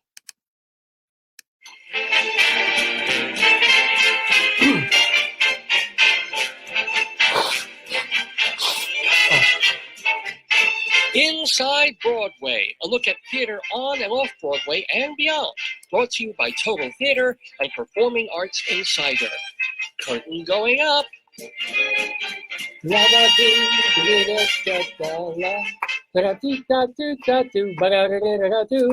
Inside Broadway we go every Saturday here on Dave's Gone By, just to talk a little bit about the theater that I love. And speaking of theater, I'll do a plug. Joyce found this postcard, of course, for the musical, that they're doing here at UNC as part of Little Theater of the Rockies, our summer theater season. Before the outbreak. Right. If we're talking about rabies or norovirus or hantavirus or leprosy or hangnail, I'm just going to hold this up right like this. Catch Me If You Can is playing at Little Theater of the Rockies. It's in the big theater on campus, Fraser Hall, next weekend from Thursday through Sunday. And my good friend Brian, who was actually a friend of the Daverhood. He was Brian, oh my God. Real? No. Oh, I'm so sorry, Brian. He's part of my writers group, and I'm forgetting his name. But he's Ehrlich? No, Brian. He wrote the book. What's the name of the book? Not Brian Jones. Oh, Smith? I want to say Smith, but it's not. I'm so sorry, Brian. Anyway, Brian is in it. So go catch me if you can, right here on campus. I saw the show on Broadway, and it's got some good stuff in it. It's I think Terrence McNally did the book, and it's all about this Frank Abagnale guy who has all these different personae. I mean, he's an airline pilot, he's a surgeon. However, he never got a degree or any real training in any of these things, but he manages to Zelig-like chameleon his way into these different careers. And there's this FBI guy who's trying to track him down. So catch me if you can this coming weekend, not this week, but next, here at UNC. But anyway, moving back to New York, I know Brian's name is going to pop into my head. What did he write? He wrote a horror book. He writes a lot of dark horror, zombie fiction stuff too. He's really good, but he's acting in this. Anyway, congratulations to the current Broadway revival of Mart Crowley's The Boys in the Band. This was a landmark gay play literally 50 years ago. As a matter of fact, a couple of weeks ago on this program, we interviewed Lawrence Luckinbill, who was in the original off-Broadway cast of The Boys in the Band. Now they brought it back in the big Broadway production, got great reviews. It's got Jim Parsons in it from Big Bang Theory, Zachary Quinto, Matt Bomer, Andrew Rannells. You might remember him from the Book of Mormon. Anyway, it just recouped its investment. It was a pretty relatively cheap show by Broadway standards these days, $3.5 million, and it recouped. It opened on May 31st, and it's running only until August 11th because it's got a couple of famous people in it, and they can't stay forever. So they're going to close the show, but they know that they've broken even. That's what it means when a show recoups, when it goes into the black from the red. It is technically a hit because it made back its $3.5 million investment, and between now and August 11th, they're going to see some profit. They're going to make some gravy. So congratulations to The Boys in the Band. A show that has had mostly bad news up until now, but hey, if the reviews are good, all the fortunes could turn right around. But the comedy, a dark... Hapsick? No, he's a lighting designer here at BRION. I'm looking up in the teaching schedule. Yeah. Okay, tell me. BRION. Brian. Oh, this is killing me. Anyway, young Jean Lee, a new-ish playwright, never been on Broadway before. Her dark comedy, Straight White Men, is going to be opening tomorrow night. Humphrey? Brian Humphreys, that's it. Yay! Thank you. Brian Humphrey, thank you so much. The interwebs are good. Straight White Men opens tomorrow at Broadway's Helen Hayes Theater. So here's the deal. Second Stage is producing this show. Probably a little bit controversial just because of the title, Straight White Men, but since it's written by a woman, I don't know her gender or her orientation. I guess that takes away some of the potentially controversial aspects of the show. But what's been the real sticking point is it's had two leading men come and go already. So it was supposed to star Tom Skerritt. And just as they were going into previews, Skerritt left for personal reasons, family reasons, whatever. And they brought in another actor named Dennis Arndt. And he was in that show with Mary Louise Parker a couple of seasons ago. So he's in there rehearsing. They've got the understudy playing it. And Arndt is rehearsing the other times and trying to get the show off the ground. He ends up having, I guess, artistic differences with the director, Anna D. Shapiro. He leaves like 3 weeks before the show's about to open. So they just said, you know what? We'll open with the understudy. So here's the lucky guy. This is his lottery moment. Armie Hammer is his name. He's starring in Straight White Men. And it's all about a father and his sons who gather together on Christmas Eve. And again, some of the chat and scuttlebutt about the show is that it's a very good, a worthwhile play. Whether it can overcome all the the Sturm und Drang getting it to Broadway shall be seen. But it opens tomorrow night at the Helen Hayes Theater. Now, another show, even though we're in the middle of nowhere time in August, we have another Broadway show opening this week on Thursday night at the Hudson Theater. They've got the beat. They've got the beat. I don't. But the Broadway musical Head Over Heels is another jukebox tuner featuring songs by the Go-Go's. So you'll hear Vacation and Our Lips Are Sealed and We've Got the Beat.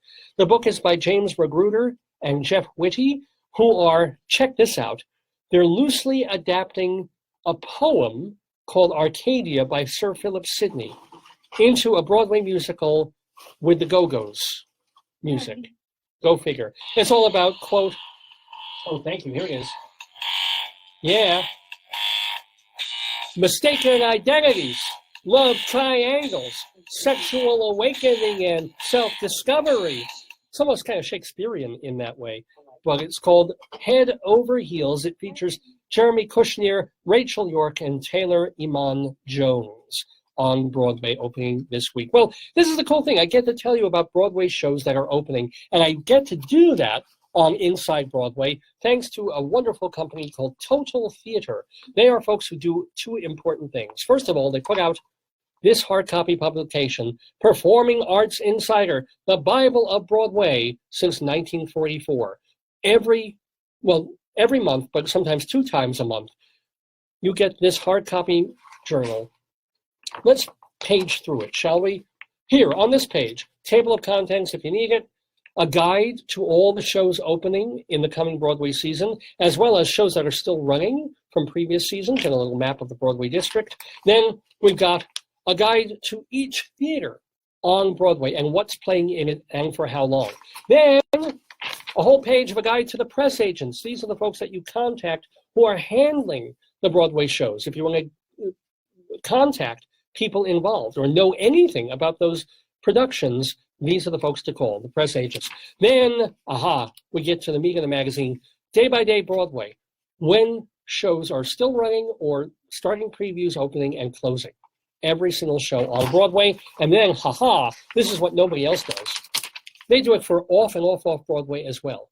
Look at these listings, all these shows, where they are, the contact information, the press person, opening, closing, and starting previews. Is that enough for a magazine? It almost is, but then we go further in, and that's when you get our comprehensive listings. Tell them about the gossip. So we do that too. Hold on. Thanks for reminding me. Wow. Almost forgot that. Every single show on Broadway, who created it, the cast, the tech, the design people, what the show is about. Plus, this is a list of all the producers who are involved in a lot of their contact information. Maybe you've got a Broadway show that you think would be perfect for a certain theater or a musical that you're working on, and you want to contact producers. How do you find them? Here's how, in the pages of Performing Arts Insider, because for every single Broadway show, we have that listing. And for every single off and off Broadway show, we have those listings as well. And then, as Joyce said, there's a rumors column, which is telling people, hey, did you know that this show is probably going to come to Broadway next year? How do you find that out? Pages of Performing Arts Insider. There's an index in the back, and also, of course, information about a little radio show that I happen to host. It's all in these pages, and you can subscribe by going to performingartsinsider.com. Performingartsinsider.com. You can also pick up a single issue if you're in Manhattan at the Drama Book Shop and Theater Circle in Midtown in the West 40s, or go to performingartsinsider.com. You can buy a single issue. You can buy the 21 issues per year.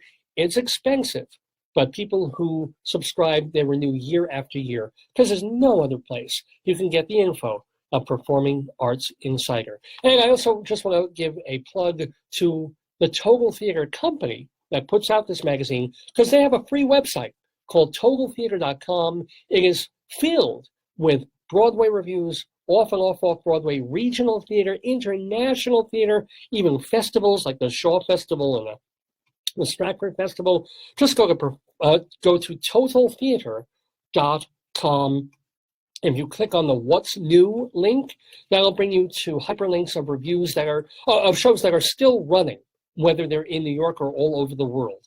Or you can be more leisurely and click on the Criticopia button for all the reviews on the site, and there are thousands of them. As a matter of fact, there's another link we're compiling of just a list of every show reviewed on the website.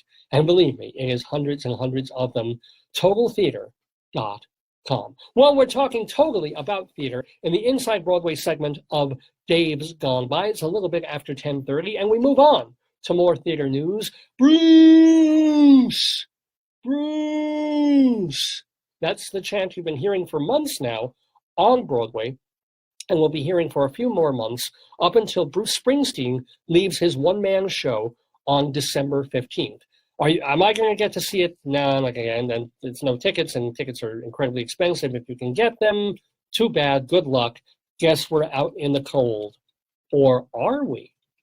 It was announced this week that the Bruce Springsteen on Broadway show is going to be taped for Netflix, and it's going to start going out live, or it'll be pre-taped. And then as of December 15th, the last night of Bruce Springsteen's live show, everybody can join in, and you can watch the Netflix broadcast of Springsteen on Broadway at the Walter Kerr Theater. And again, it's not him and the E Street Band. It's him with just piano and guitar. His wife, Patty Scalfa, or Shalfa, however you pronounce that. What is it? Scialfa. She joins him for a song or two. But anyway, if you didn't get to see it, or if you were fascinated by his performance on the Tony Awards, I just kept waiting for a song to kick in, to be quite honest. But I want to check it out. And I can, and you can, if you get Netflix towards the very end of the year. And speaking of shows being recorded and watchable later, wow, that was terrible. The movie version of Andrew Lloyd Webber's Cats is going forward, and they've announced some casting this week. So the movie starts shooting in November, and the Daily Mail reports that Jennifer Hudson will be playing Grisabella. She's the one who sings Memory. James Corden will be in it because he was in Into the Woods, and he's in everything musical. Taylor Swift will have a role. She'll be playing a nice pussy. And then Ian McKellen is probably playing Old Deuteronomy, or I don't know what he'll be playing. But those are among the cast people who are announced for Cats. It's being directed by Tom Hooper, who did that lovely movie called The King's Speech a few years ago. I don't know how that qualifies him to direct Cats, but hey. And then Lee Hall, who wrote the book for the musical Billy Elliot. She is doing the screenplay for Cats, the movie. Oh, and a little bit of unhappy news for people in the Daverhood, friends of the Daverhood, because, every week we tell you that the Broadway show School of Rock is co-written by our friend Glenn Slater. It's an Andrew Lloyd Webber musical, just like Cats is, but Glenn Slater wrote the lyrics, and Julian Fellows wrote the book. Well, School of Rock has had a very nice run, but it is coming to an end on January 20th, 2019. So about half a year from now, they will close School of Rock on Broadway at the Winter Garden Theater after 31 previews and 1,307 regular performances. There's a London production still going on. There is a national tour, and they're going to open a sit-down production in Melbourne, Australia. So you will have other chances to see They should make a movie of the musical version of School of Rock. I think that would work pretty well. It's all, the show. It's based on the 2003 screenplay and film written by Mike White about a substitute music teacher getting uptight kids to rock out. And I remember going into the show and thinking, this might be all right, and that. And Andrew Lloyd Webber hadn't had a hit in America for a very long time, and came out of the show, had a terrific time. The score is good, it's fun, it's funny, it's really enjoyable. It has been a deserved hit for Glenn Slater, Julian Fellows, and Andrew Lloyd Webber. It's School of Rock, and you have another half year to catch it at Broadway's, was it the Winter Garden? I believe so, the Winter Garden Theater. Couple of people to say goodbye to. Sob, sob, sniffle, sniffle. Farewell to playwright Hugh Whitemore. He died on Wednesday at the age of 82. Not perhaps a household name around these parts, but you might have heard of a couple of his works.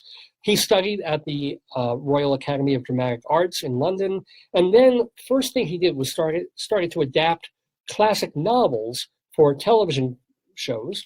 Later, he was known more for political histories and spy intrigue. He wrote about plays and pieces about Winston Churchill and Richard Nixon.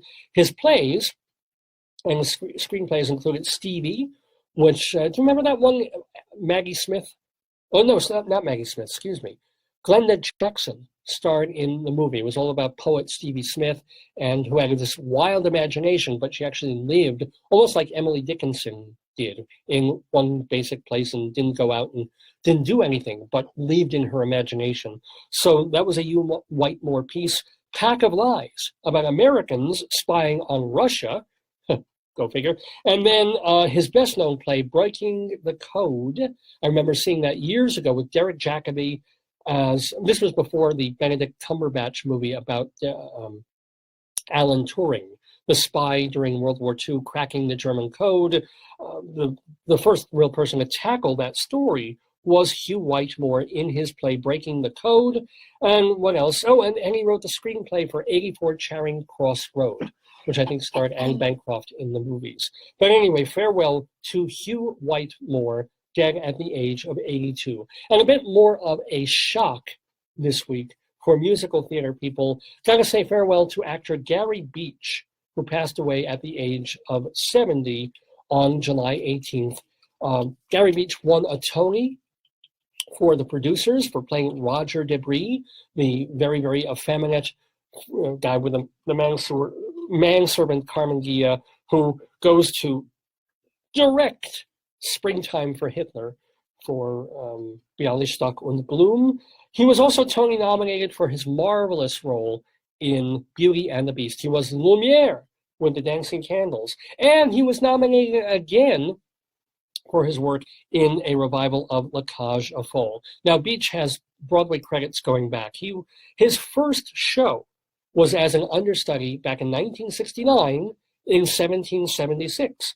He also was an understudy rooster in the original Annie, and his last role was in the revival of Les Mis about 10 years ago. He was a replacement cast member as Thénardier. He was in the musical Doonesbury and the long-forgotten Mooney Shapiro songbook. Okay, that's for real theater people, let me tell you. But anyway, farewell to Gary Beach, who was survived by his husband, Jeffrey Barnett. So in his honor, in his memory, gotta play something from The Producers. I don't know how much of this Facebook will allow me to play, but I'll give you a good 30 seconds of it if I can. The very funny song from The Producers' 2001 Broadway cast, Keep It Gay. Listen, Roger, did you get a chance yet to read Springtime for Hitler? Read it. I devoured it. I, for instance, never realized that the Third Reich in Germany. Yeah, how about that? Then you'll do it? Jewish? Of course not. The theatre's so obsessed with drama so depressed, it's hard to sell a ticket on the Broadway. Shows should be more pretty. Shows should be more witty. Shows should be more... What's the word? Eh? Exactly.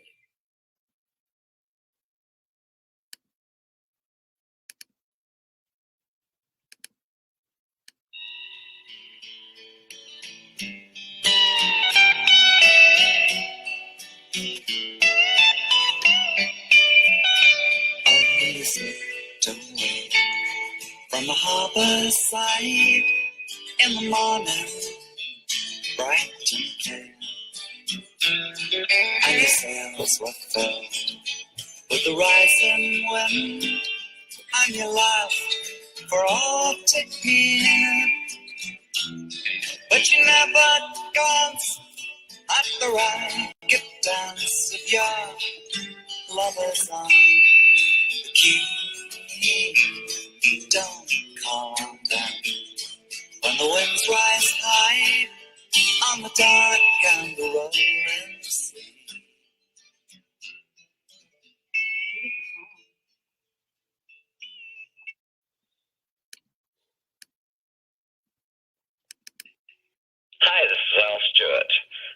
going to be playing on Long Island at the Bolton Center on July the 22nd, and we would love to see you there. You're listening to the Dave's Gone By radio show, and I'm talking to Saul Solomon, the Rabbi. Oh, shalom, my friends. Shalom. This is your old pal, Rabbi Saul Solomon, and I am delighted because, you know, I have a musical spirit. I love all things creative and cultural and musical. Well, we have on the phone with us today in the Daverhood someone who has been making music since the late 1960s. You know who he is. You've heard him on the radio in the 1970s with The Year of the Cat and Time Passages, but he has so much more music than that. And if you want to hear so much more music from Al Stewart, you can go see him Sunday evening, July 22nd, at the YMCA Bolton Center on Long Island. Al Stewart in the Daverhood with us. Shalom to you, Al. Hey, how are you doing? Thank God, you know, I've got the usual aches and pains, but I manage. How are you doing? I think the same thing as you, the usual aches and pains, but we try to manage. Well, does it get harder to tour and to schlep around the country and the world, actually, when you're a bit older? You're not 20, you're not 30 anymore. No, it's been a long time. Yeah, I guess it does, but, you know, everything gets harder no matter what profession you're in. It doesn't really make any difference, you know. And this is as good a job to have as any that I can think of. Now, when you're performing at the Bolton Center, you're going to be backed by, are you solo with guitars or a band? What will people see? They will see a guitar player. It's interesting. I work in a lot of different ways. I can be solo, I can work with another guitar player, I can work with a percussionist, or I can work with a band, you know. But I think that on this occasion, I'm going to have one other guitar player with me. Oh, very nice. Is it going to be a local person that you'll get from New York? No, it's a guy from Chicago.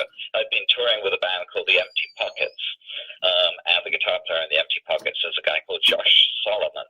Huh. And any relation to me? I probably so. Very distantly, perhaps, but okay, very nice. So here's a question, and you probably get this all the time. You had big radio hits in the 70s, mainly with two songs. So you had, of course, The Year of the Cat and Time Passages, but you've written so much else. Do you get tired of having to play one or both of those two pretty much whenever you do what you do? No, I don't think I do. I mean, people want to hear them, so you know, I'm perfectly happy to play them. I mean, if you get to play about 15 songs in an evening, and that's just two of them, so I get to change, you know, all the other ones around, and I do different songs at different shows, and you know, so it all works out really. And like I said, I do different shows if I play with a band or if I play acoustically. That changes it also. From night to night, it's pretty much different all the time. So what are a couple of the other songs that you don't have to give them all away, but a couple of songs people might be able to expect to hear from you on? I've no idea. I mean, I make the set list up about 10 minutes before I go on stage. I never give it any thought until the last moment. Really? It's totally spontaneous. It'll be whatever we feel like playing, you know. Look at the audience and see if they look awake and interested, you know, and you act accordingly, you know. If it's a buzzy crowd and it's like a loud room, then you tend to play more up-tempo things, and if it's like comfortable and people are leaning back and relaxing, then you can play maybe some slower things, you know. But I never really make my mind up what I'm going to do until the last moment, and even then I take the list on stage and sometimes change it, so it's all spontaneous. And Josh Solomon is able to follow along because you've basically rehearsed and he knows a whole bunch of your songs that he can immediately dip into from memory. Well, we've just done about 60 shows together with the band, with his band, The Empty Pockets. As he's been playing all of these things, you know, he certainly knows them by now. Let's roll it back, because you were, I think, born in Scotland, but then moved to London, and now you're in California. How did it take shape, your musical career in life? I was born at a great time, really. There was a guy called Lonnie Donegan, and I can never understand why, you know, Americans don't know him, but they do. Well, they know the chewing gum. Does your chewing gum lose its flavor on the Yeah, which is a silly thing to know him for, because he mostly did Lead Belly songs and Woody Guthrie and things like that. But Lonnie basically invented this thing called skiffle, which was so 1957, it was the dominant thing in the charts in England. Lonnie Donegan was the biggest star in England at the time. And he did something, well, I mean, Paul McCartney wouldn't have met John Lennon if it wasn't for Lonnie Donegan, because John Lennon was in a skiffle group trying to be Lonnie Donegan. And he did something absolutely remarkable, which was that the sale of guitars in England in 1956, I think, had been about 5,000. By the end of 1957, the sale of guitars in England was 250,000. And all the kids who bought guitars, and I was one of them, and buckled down and started playing, formed what would then, a bunch of years later, become the British Invasion, because all of these people joined bands. And if you're doing a historically minded survey of this period in pop music, you could probably make a good argument that Lonnie Donegan is the reason that all those bands existed, the Beatles included. So that's where I started. I started listening to Lonnie Donegan, as did everyone else in England. You also discovered that you had a facility with guitar and a facility with voice and singing too. Do you remember the first song of your own that you ever wrote? Yeah, it was called So I Kept Walking. And it was sort of a spiritual, I think. I mean, Lonnie used to sing spirituals as well.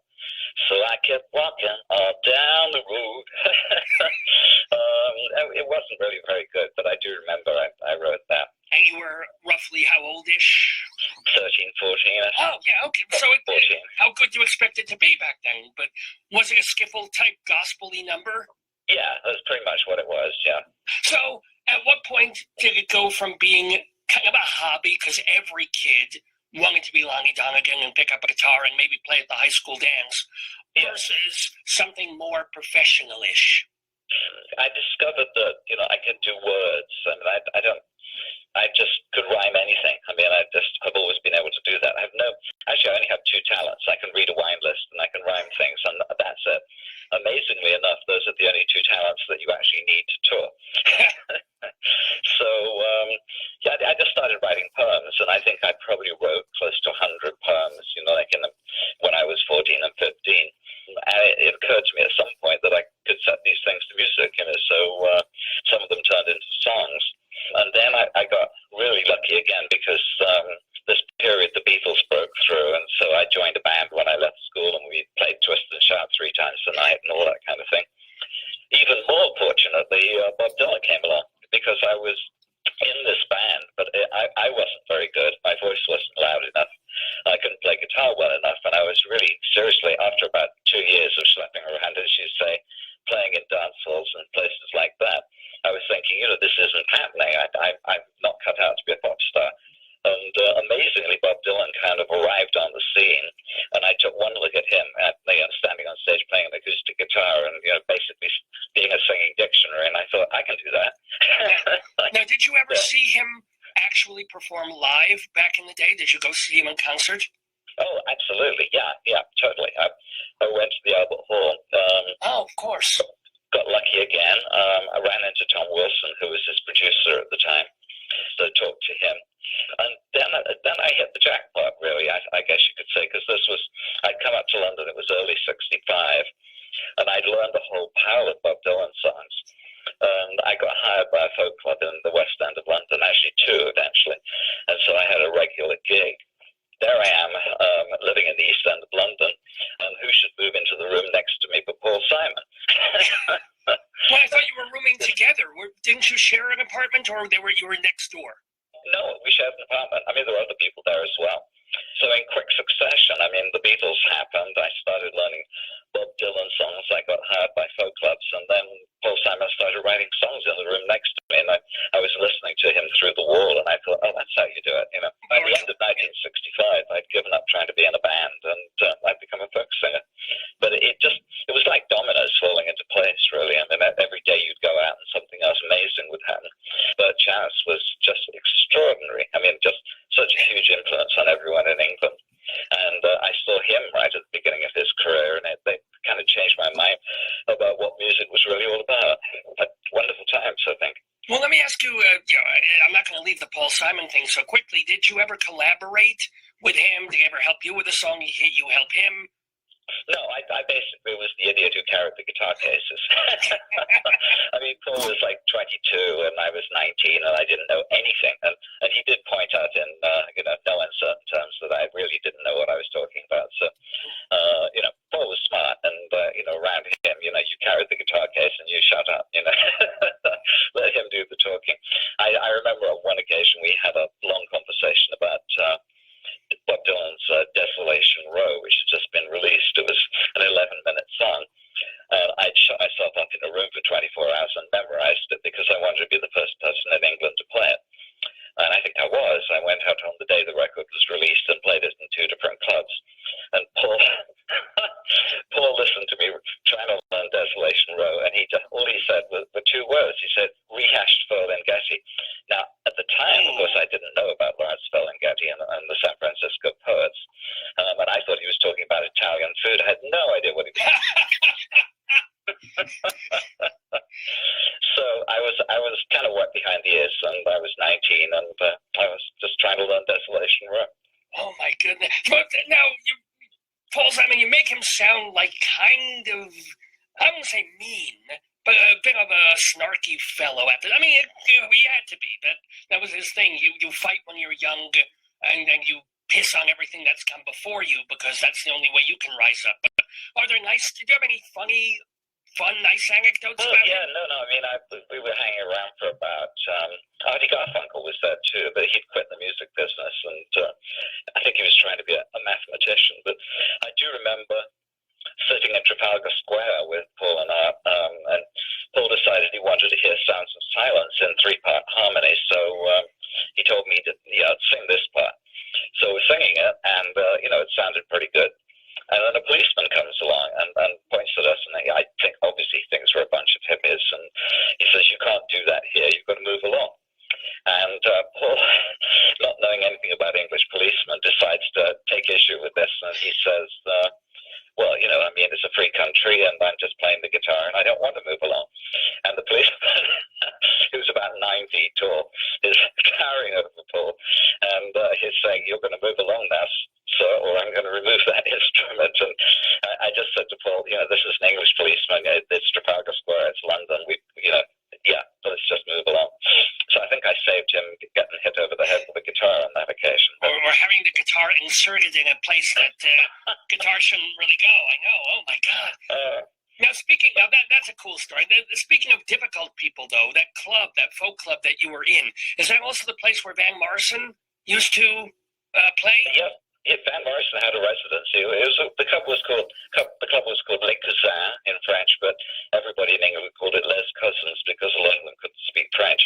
And Van Morrison had, for a while, the Wednesday slot, so that meant he was there every Wednesday evening.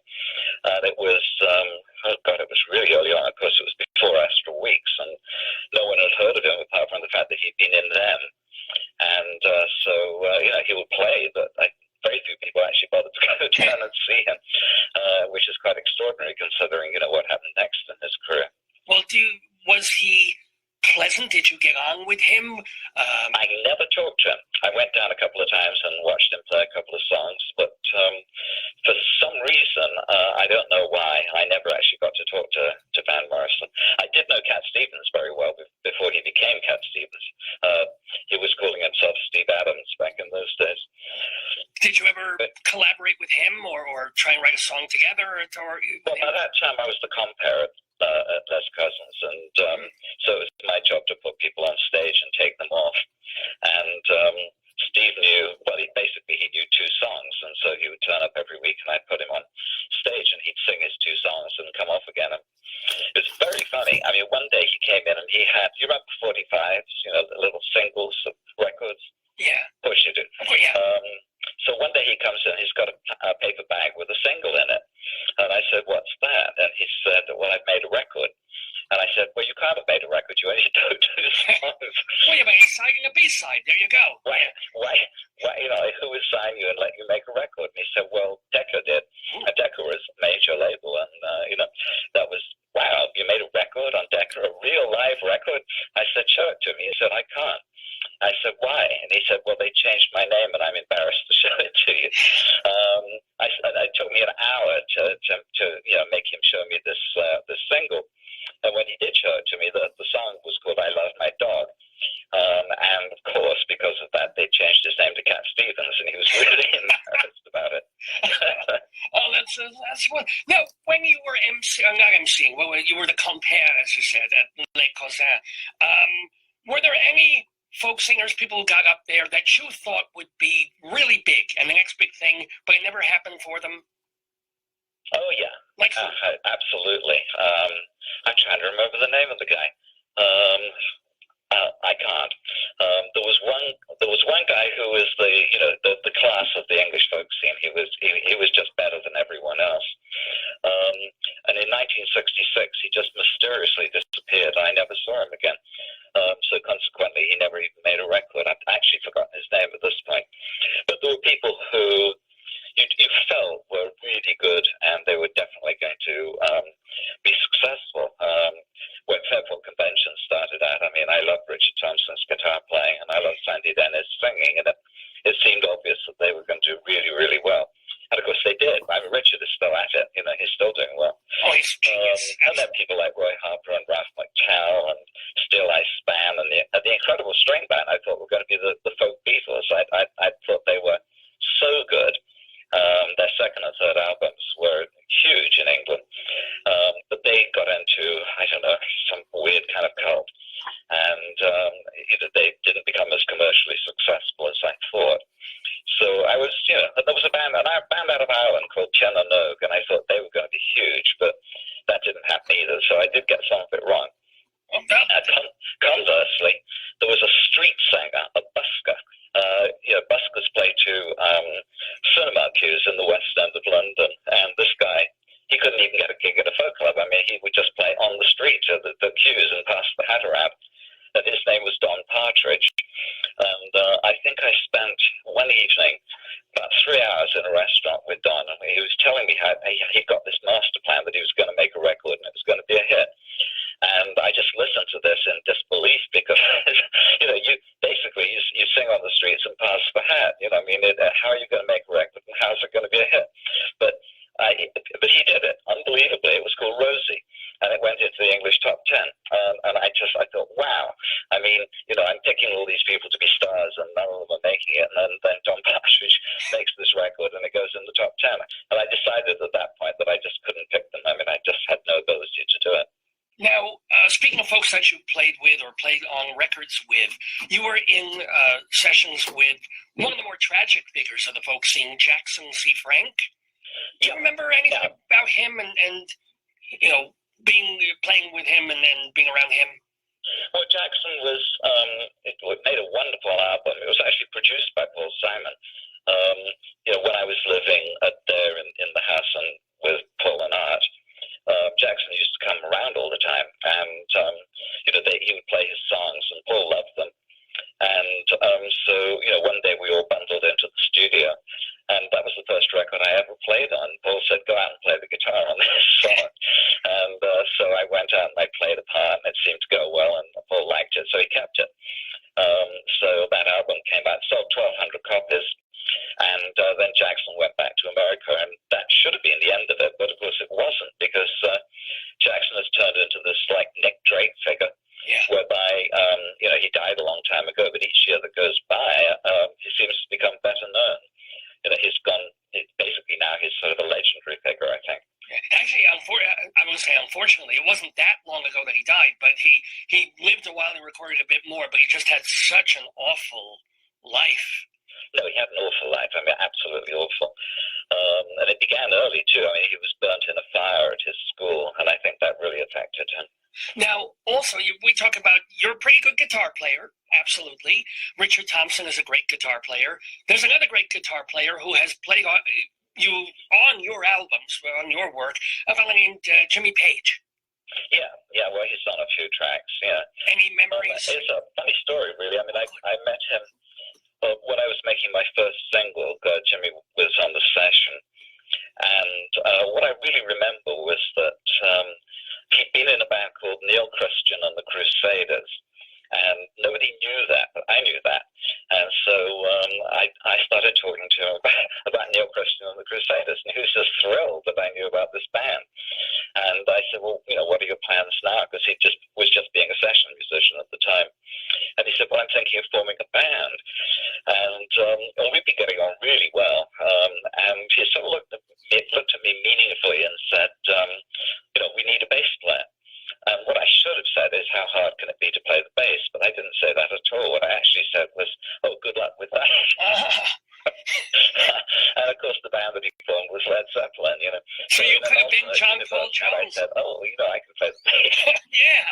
I might have had a completely different life, Well, let me ask. I mean, you didn't go towards hard, heavy rock. You started in sort of an orchestral, folky way into some level of hippie-ish stuff, and then morphed back into folk and historical stuff. Do you kind of wish at some point you really pounded into more hard rock or not? Well, you see, I'd come from rock and roll. I mean, I got into folk because of Bob Dylan, because I went up and I got this job singing in Bunge's Coffee Bar and at Les Cousins, and it sort of crept up on me, and then all of a sudden I was a folk singer. But you got to remember, for the 2 years before that, I was playing rock and roll songs all night. I mean, I wasn't singing. I didn't have the voice for it, but I was playing lead guitar in a rock band. So there's part of me that remembers how to do that. It's just that I can't sing it, because if I could sing like Roger Daltrey, I would have joined The Who, you know what I mean? But I became a folk singer because I just couldn't be heard over the band, That's totally fair. And, they have the Glastonbury Festival, which continues to this day. It's you were at the very, very first one. Do you remember any memories of that? What that was like? Well, it was in a field. It was 1,000 people. It was £1 to get in, which is $1.30. And it was just basically people sitting in a field listening to music. I mean, we had absolutely no idea that it would become a big thing. My main memory was that was the day that Jimi Hendrix died. So it cast a pall over the whole proceedings. We were all sitting in the field, and we got the news that Jimi Hendrix had died, and so it was, oh dear, you know what I mean? Well, it was a downer, to say the least. And they invited you back, I think in 1995 for the 25th anniversary. Was it suddenly a whole different experience? Oh, yeah. I mean, by then it was big. They also invited me back for the 40th anniversary, and by then it was monstrous. And if I continue to live, I mean, they'll probably have me back for the 50th. I think they're running out of people who were actually at the first one. Well, 2020 will be the 50 years, It was 1970 originally, so if you, God willing, you live another 2 years, you can go. It'll be... That's true. Hopefully they'll remember, Well, I'm sure they'll remember. Glastonbury, I mean, it was fun. The last time I played it, it was really fun. It went really well. And that would have been in 2010, because it was the 40th anniversary. Right. So let me ask also, I mean, you had a good career going. You had several albums out. They were in folky tradition. And then stardom. And then you're on the radio, not just locally in England or Scotland, but, in America too. Did that really, really upend and change your life when Year of the Cat came out? I don't know. It was a strange time. I was unaware of a lot of it because I was on the road. The record company had told us to come out for a 6-week tour to promote it. And the tour kept getting extended because that record, it went up the charts really slowly. It was like a few places every week, and the tour that was supposed to be 6 weeks took 7 months, because that's how long it took for the record to go up and then down again. And because I was on the road, and because I was we did something like 100 shows, I think, on that tour. It was just a matter of waking up every morning, getting in the van, going to the next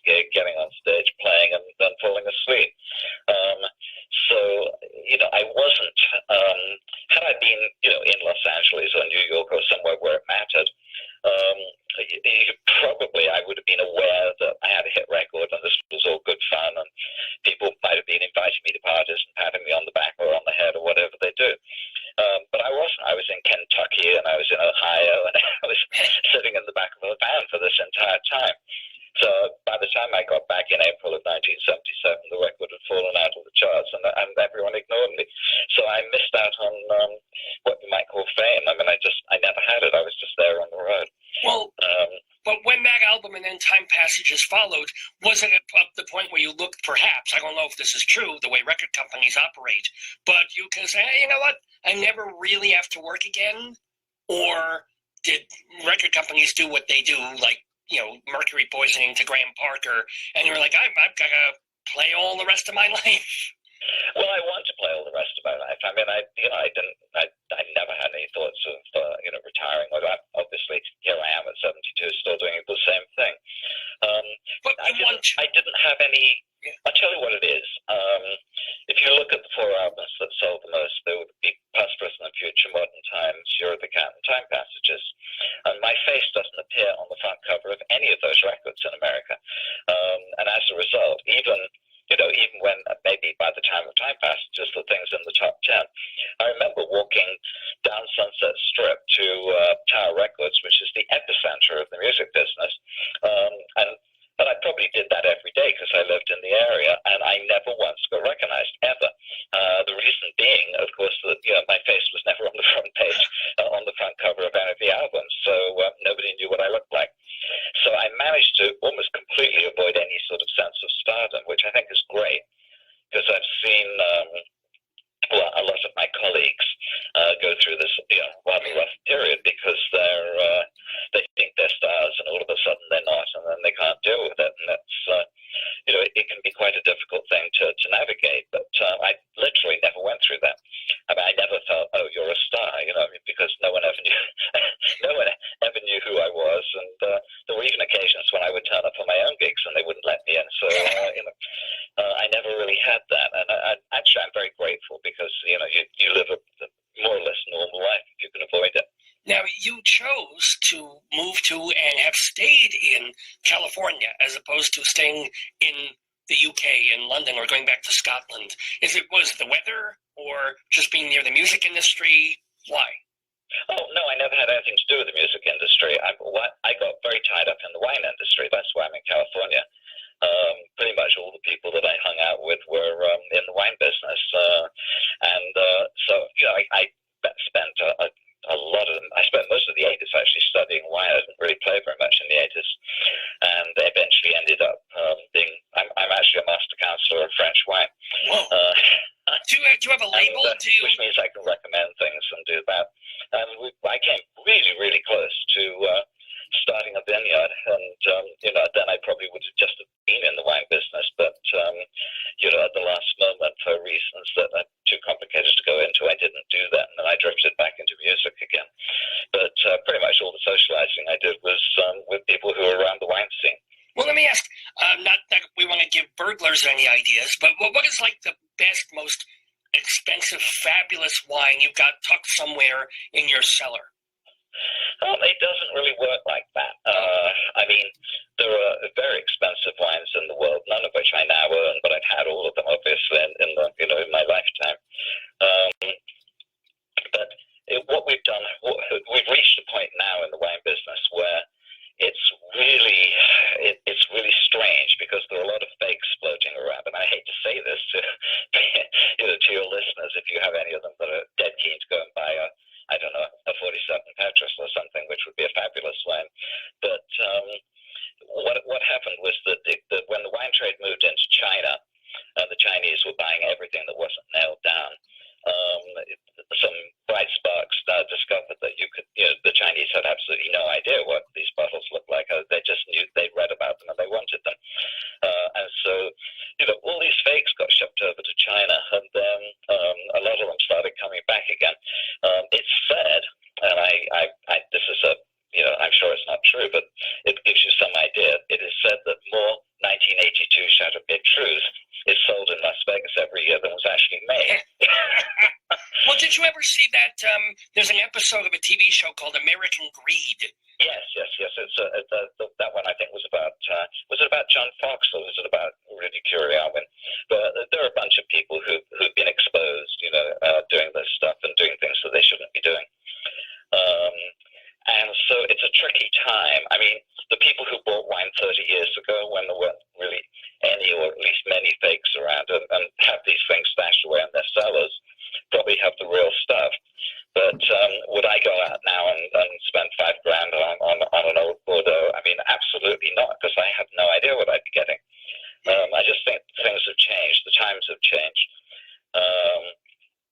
speaking of expense, really expensive wines are now so expensive that the only people who buy them are like sort of, Russian oligarchs and people like that, Now, but the sad part is, speaking of expense, you were interviewed somewhere and said it's not worth it for you to put out a new album or to make new music. It's worth it for you to tour, but because it'll cost $75,000 to put out an album, and how many people?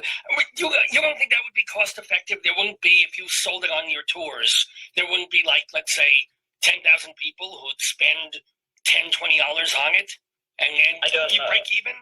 I've never made a record that sold less than 10,000 copies, and I don't want to start now.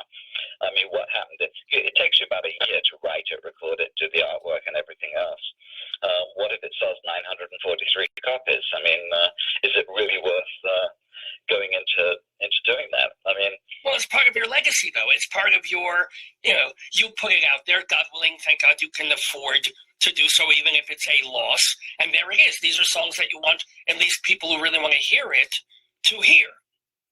Yeah, I mean, there's an argument for doing that. I've been thinking about it, but you don't want to do a vanity project. There are a lot of those floating around. I mean, people who think, I've written great songs. In the old days, the record company acted as a sort of a monitor.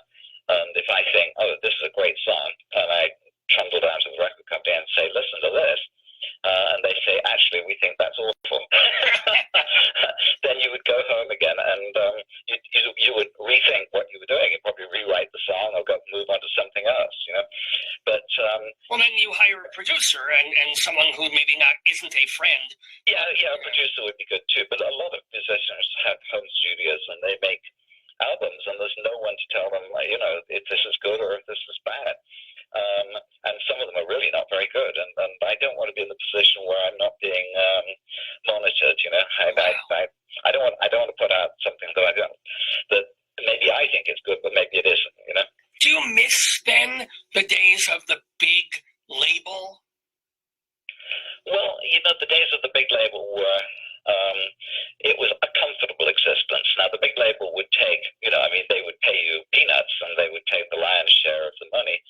But at the same time, they would look after everything. They'd give you an advance so you could go on tour, and, they'd make videos for you and whatever big labels do. So it was a comfortable existence, but it's very hard for me to explain my relationship to records. Essentially, I never liked making them. What I like doing is playing live.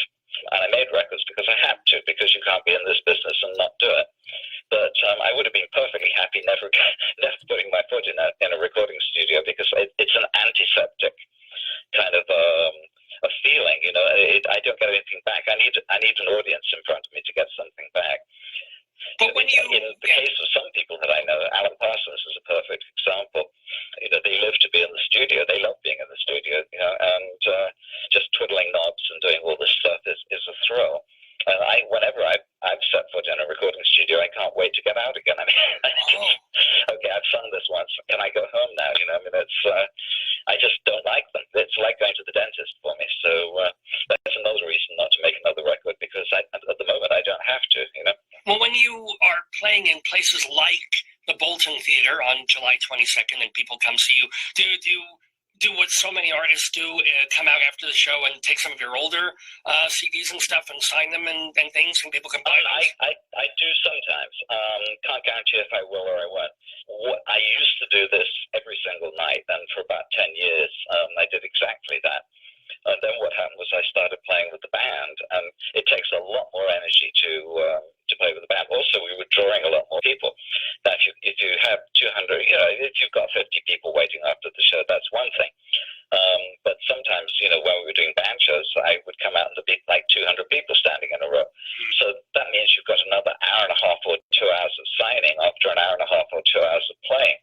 And that just got to be too much. I couldn't keep up with it. So I might peek my nose around the corner and see how many people are waiting at the boat. And if it's a small crowd, I'll come out. But that's fair. Population of Long Island is waiting for me, then I probably will hide in the dressing room.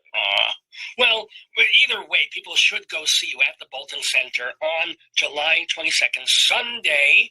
And to find out more, by the way, about your life and your career and your music and where you'll be touring elsewhere, everybody please also can go to alstewart.com, ALSTEWART, alstewart.com. A few more questions for you if you have the time with us, and this has just been so delightful. But and you certainly talked about being I'm probably mispronouncing this, an oenophile. Is that oenophile? Yeah. But you were in rock and roll, you're in folk, you're in the music business. How did you avoid, especially the years that you came up, getting too addicted to things like alcohol or the hippie culture of drugs and other pharmaceuticals, shall we say, hallucinogens? Were you able to steer clear of all of that? Oh yeah, I mean I think I just came from a completely different background than many people in the music business. I was very middle class. I went to a private boarding school, and we just didn't do drugs. I mean, fine French wine was what my friends were into. So I would drink a great bottle of Bordeaux, but I had no interest whatsoever in grubbing around and doing nasty drugs in dark, nasty places. I mean, it didn't appeal to me. I did try to smoke a joint on, I think, 2 occasions when I was much younger, and both times it made me sick. So I thought, well, that's it. This is just not for me. As you say, well, hey, right now I'm just finishing actually a book on punk rock. It's absolutely brilliant. It's great. It's called Please Kill Me, and it's the uncensored oral history of punk. And so many people in this book are dying all the time, and they're dying by doing exactly what you're talking about. I mean, I just read a whole thing on Johnny Thunders, and well, it would have been great to have been in the New York Dolls, but I certainly wouldn't have wanted his life. I never wanted that. Now, as a wine person, I'm the sort of person who wants to be sitting in a comfortable chair with a bottle of claret in front of me. But be honest. As a wine person, what are your thoughts on Manischewitz? Well, I think it's more of a cultural thing than an expression of vernacular art, put it that way. Oh, vernacular art from Vienna. Oh, that's beautiful. Okay, but what's so different from a $10 bottle of Manischewitz to, yes, you say a $5,000 bottle, but it's just the sweetness. Yes, for a start, the sugar content in Manischewitz is enough to kill a horse. I mean, there are certain things at which you should draw the line, and that's one. Do you feel similarly about Kedem? About what? Kedem? Or you've never heard of Kedem? I have never heard of Kedem. It sounds like it should be in the beer world, but I don't know.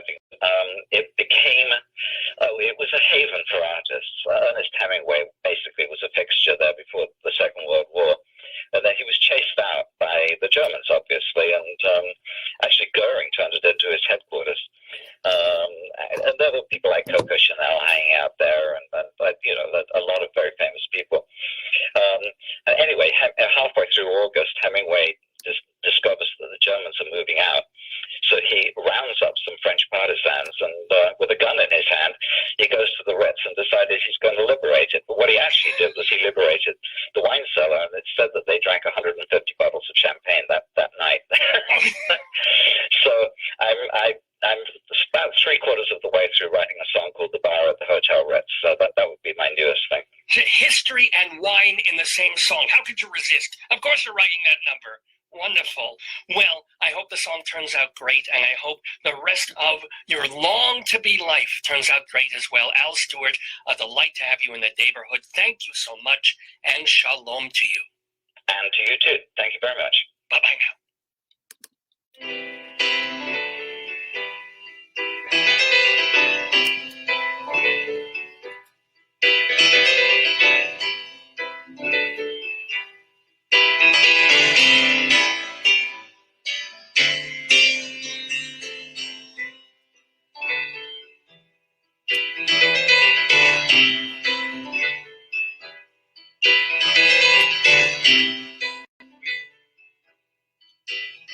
Al Stewart with us in the Daverhood on this Saturday, July 21st, 2018. I do apologize to Facebook listeners. I think most of the interview ran.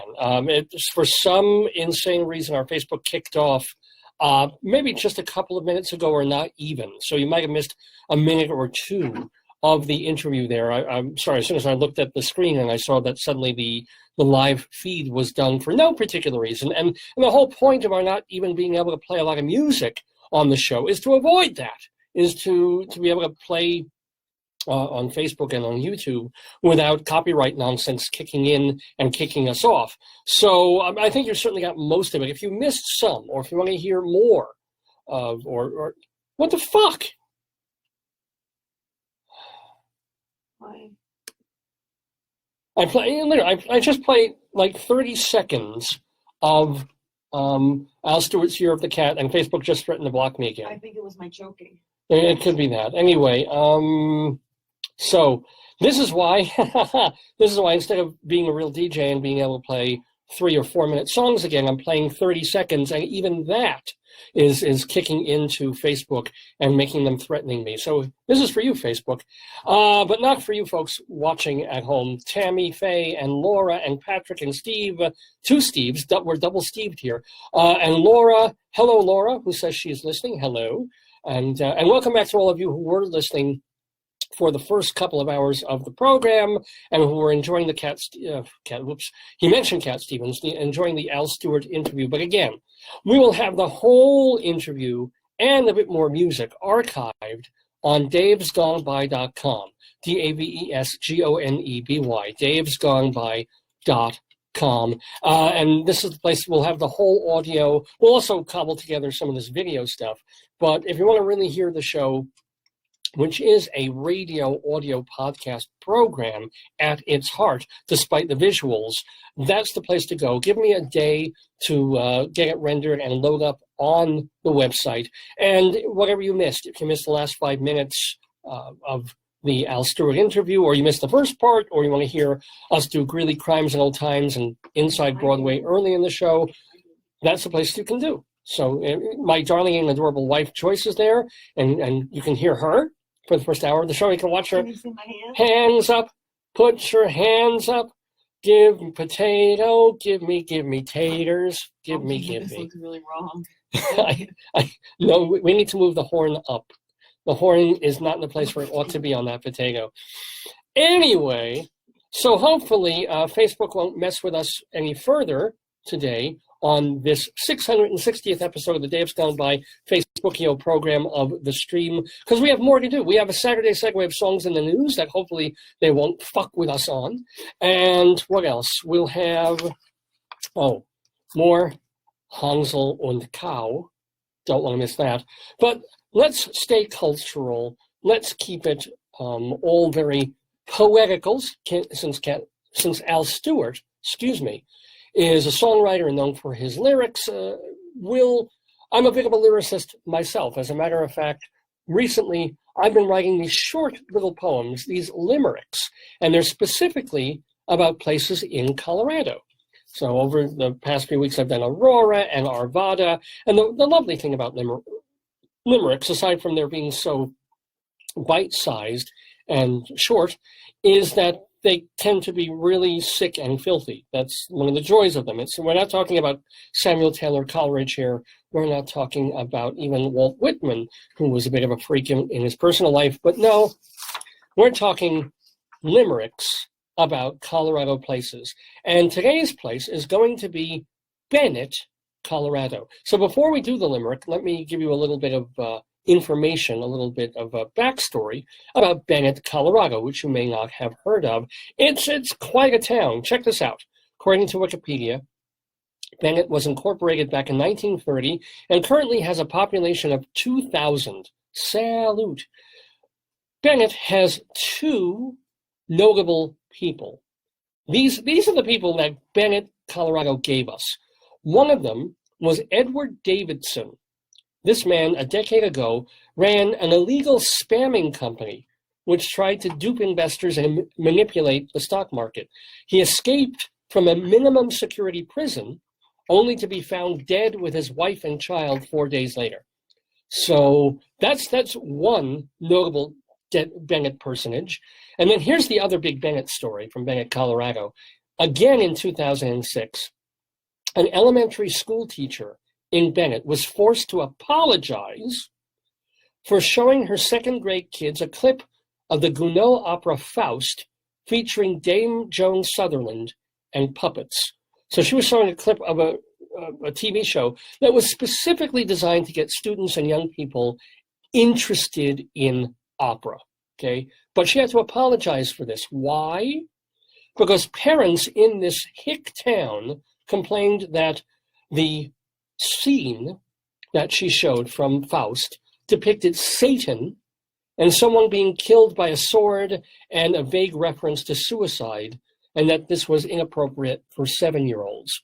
One parent said, quote, "I think the clip glorifies Satan in some way," unquote. Now, this teacher apologized, but she also said, quote, "I know I'm not accepted here, that I'm not welcomed here by the parents. It's a very uncomfortable position." And the town rumor and scuttlebutt about her also said that she was a lesbian, and they weren't thrilled with that. So if you can find a more crawl under a rock, hick piece of shit town than Bennett, Colorado, good luck.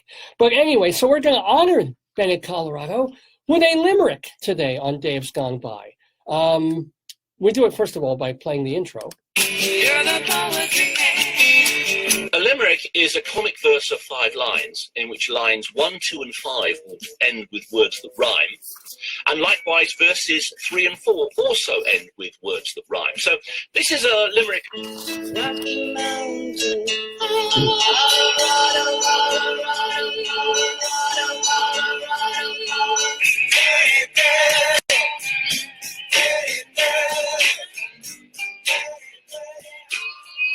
Oh, dirty, dirty we get in honor of Bennett, Colorado. This is our Colorado Limerick of the Damned for this Saturday, July 21st. We begin with Bennett, Colorado. A fat politician from Bennett was fucking his Labrador when it jumped up with a shriek and bit off his cheek and made him the talk of the Senate. Yes, ladies and gentlemen, that is our Colorado Limerick of the week. Dirty, dirty, here in the Daverhood. Yeah, usually it's a perfectly nice town that we're talking about, and they don't deserve the horrible things I write about them. But in this case, you know, animal sex and violence, very appropriate for Bennett, Colorado, and proud to be doing this program, where it is 11:45 Mountain Time in the Daverhood here at the University of Northern Colorado, our 660th episode of Dave's Gone By. Reminder that all the old ones pretty much are archived at davesgoneby.com, so you can hear them for free. They are podcasts. You can download them, put them on your iPhone, or just stream them on your computer. They're all at davesgoneby.com. Anyway, more to come on this episode of Dave's Gone By. I think you can bring the kids back. I should have warned you to take the kids out of the room. Bring them back in. You know why? Because it's story time. Tell me a story, tell me a story, tell me a story. Remember what you said. You promised me, you said you would. You gotta give in, so I'll be good. Tell me a story, then I'll go to bed.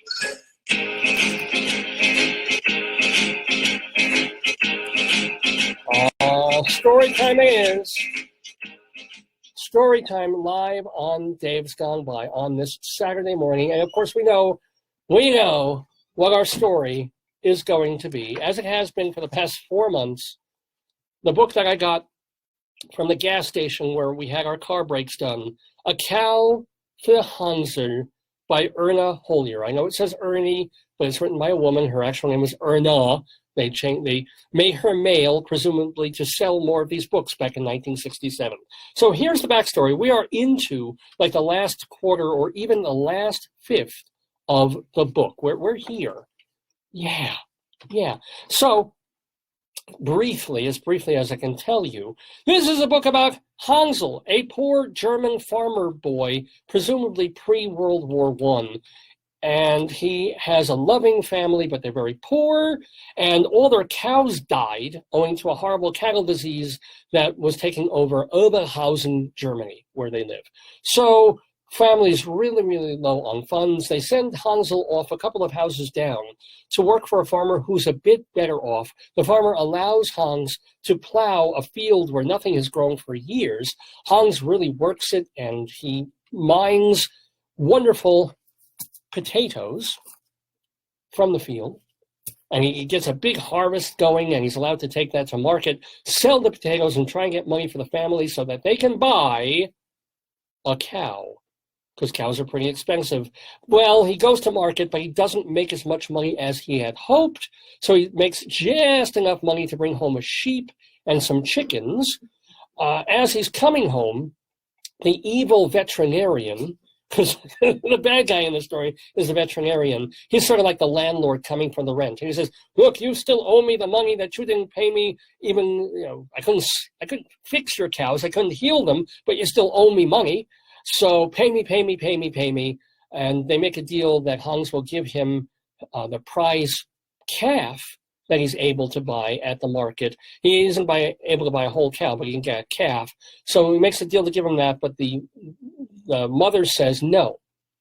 Hans worked his ass off for this cow. Hans keeps the little calf. We'll find you the money. We'll pay you by November. They don't know where the hell they're going to find the money, but they're going to. So Hans and the family are in a bit of a pickle, as we left them last time in A Cow for Hansel. We start a new chapter. Oh boy, shepherd without sheep. Shepherd without sheep.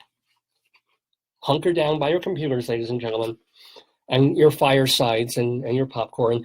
The barons who lived in so when last we left Hansel, he needed a break. So he climbed up a little bit of a short tree just for a look around the town, just to eyeball and gaze at Oberhausen.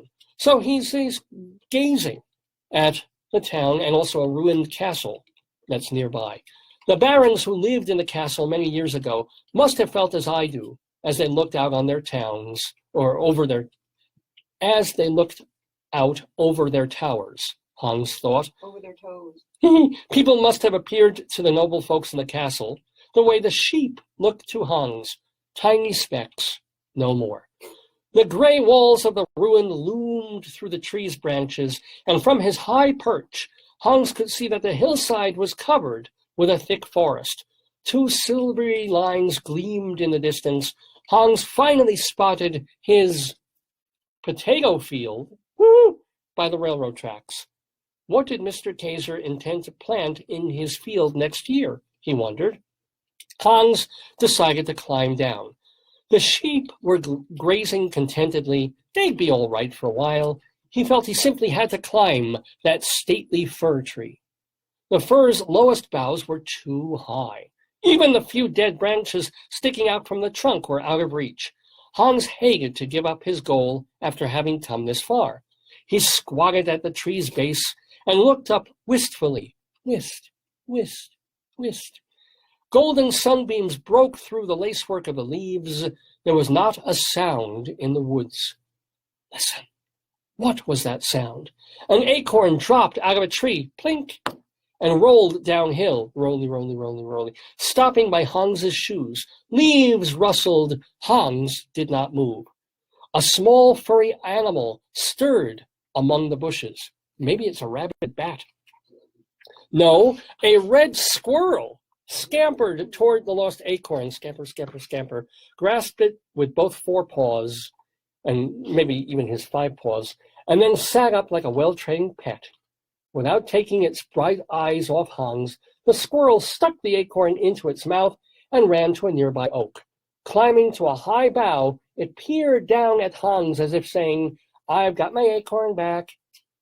Oh, them squirrels. This squirrel leaped from its oak bough to an overlapping fir branch.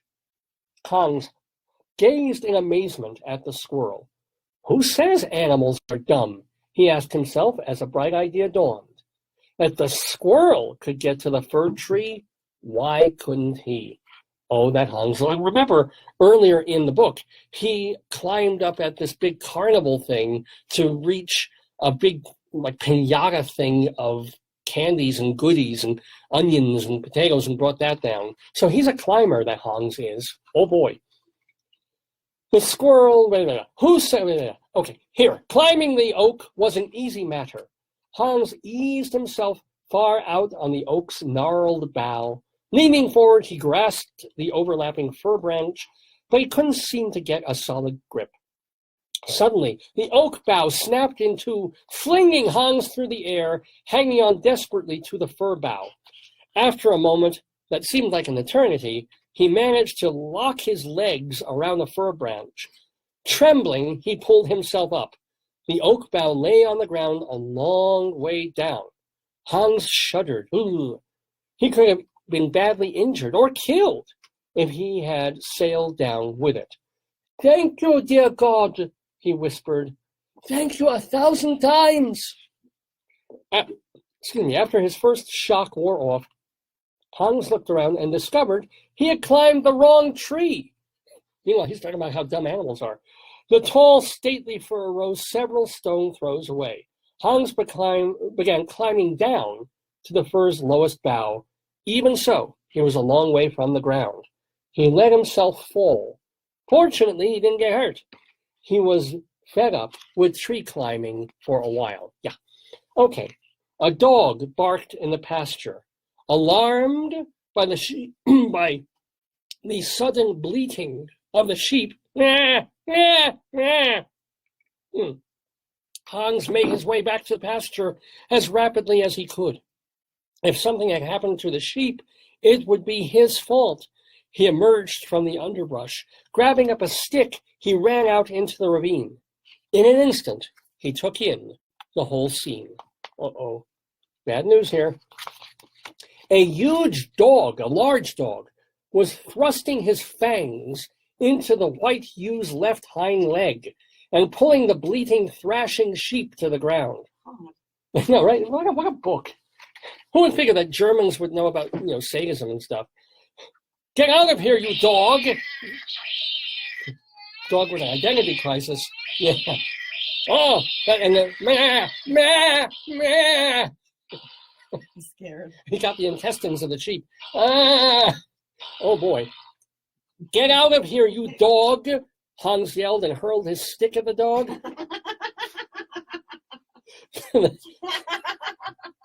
The dog cowered and let the ewe go.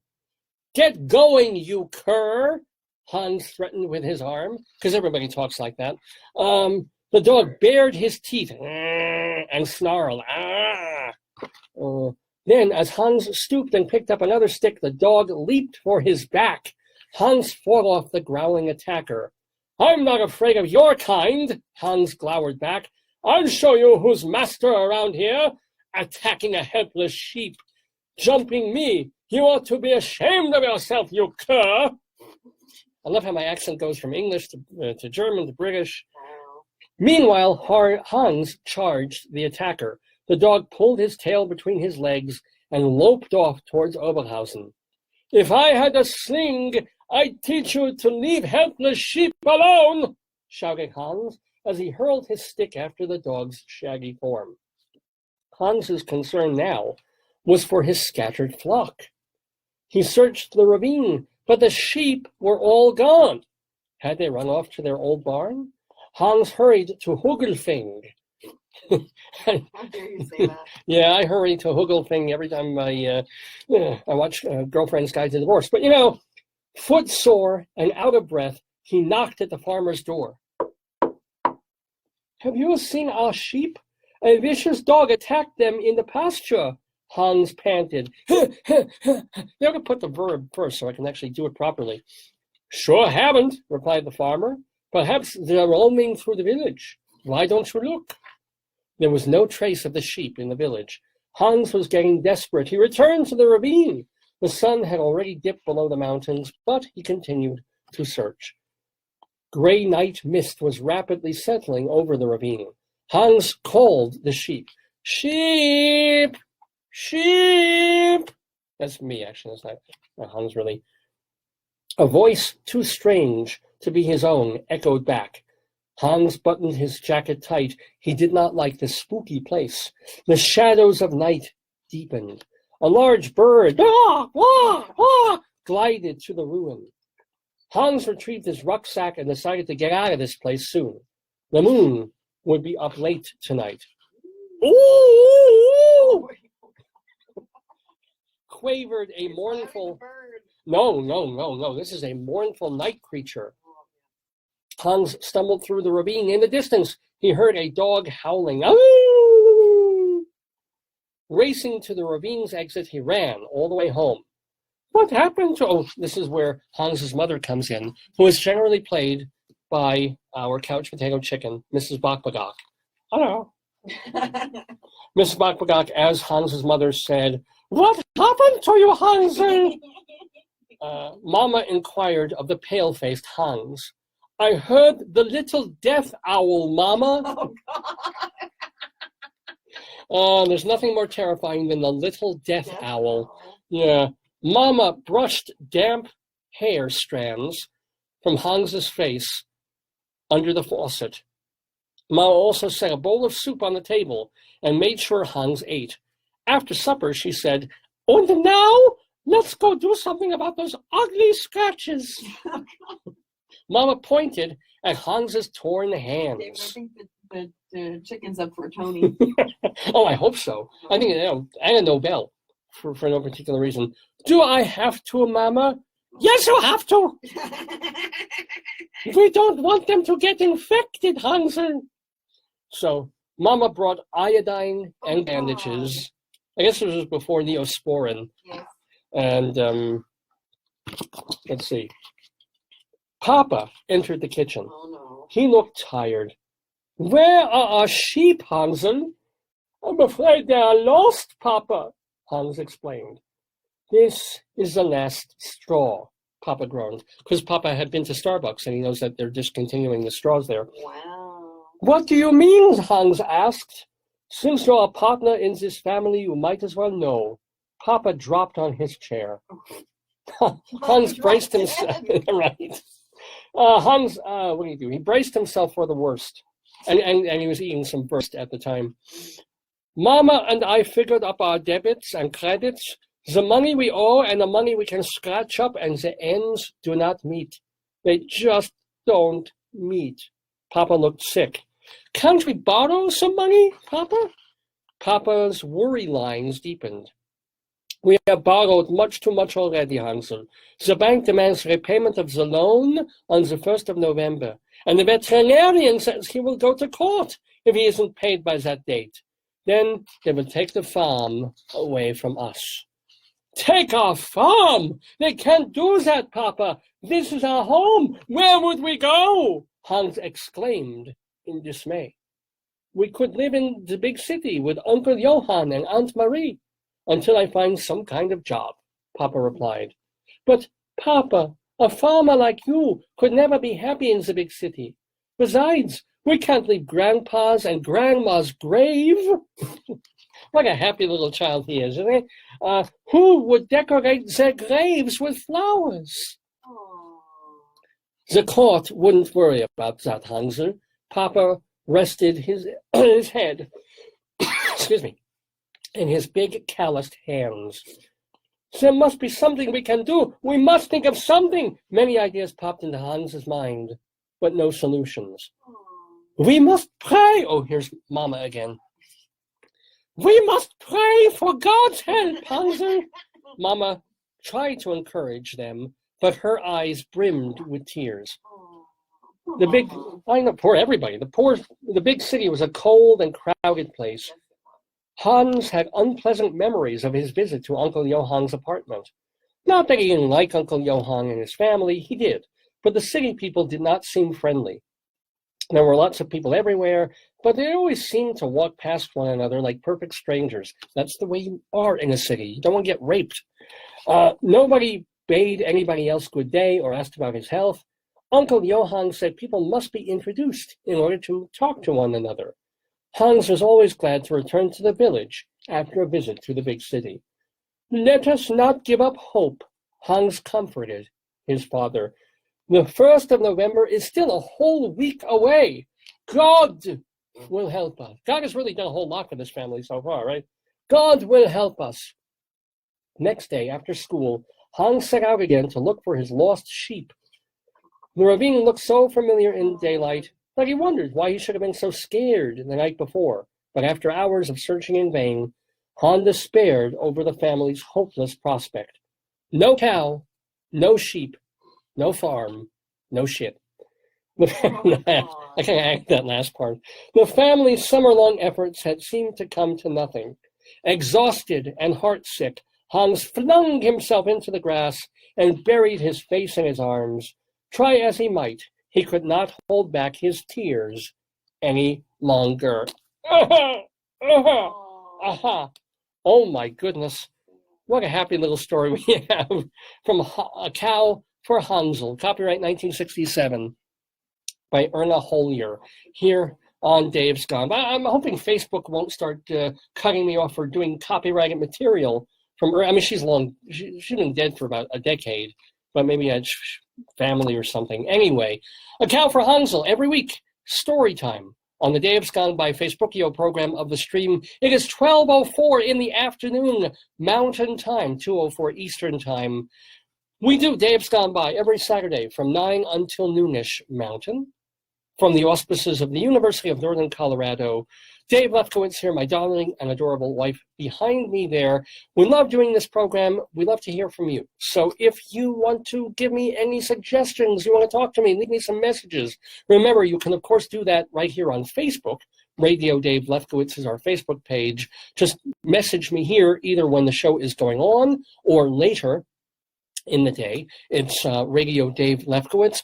The other thing is, please tell your friends, please tell your family, people who might enjoy this program, to come join us every Saturday morning on this Facebook page. And if you want to be reminded about it, remember that you can not only like and follow the page, but you can have us come first in your server or however that works. Just go into your controls on Facebook and say, see first. And that means when we go on the air live or when we post something, that goes right into your feed here on Facebook.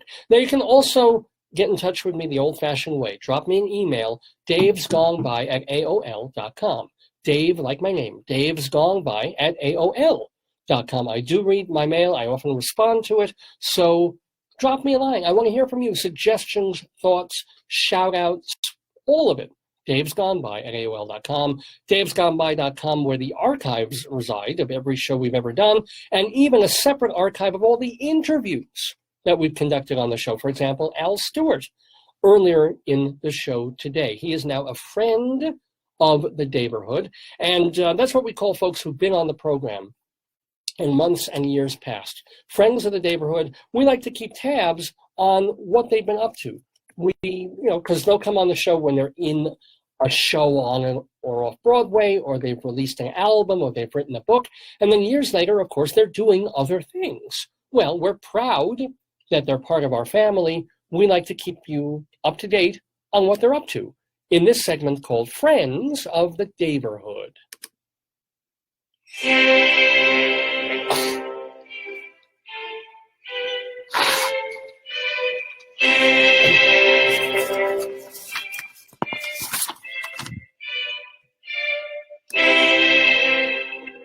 Lam-de-do-do-do-do-do.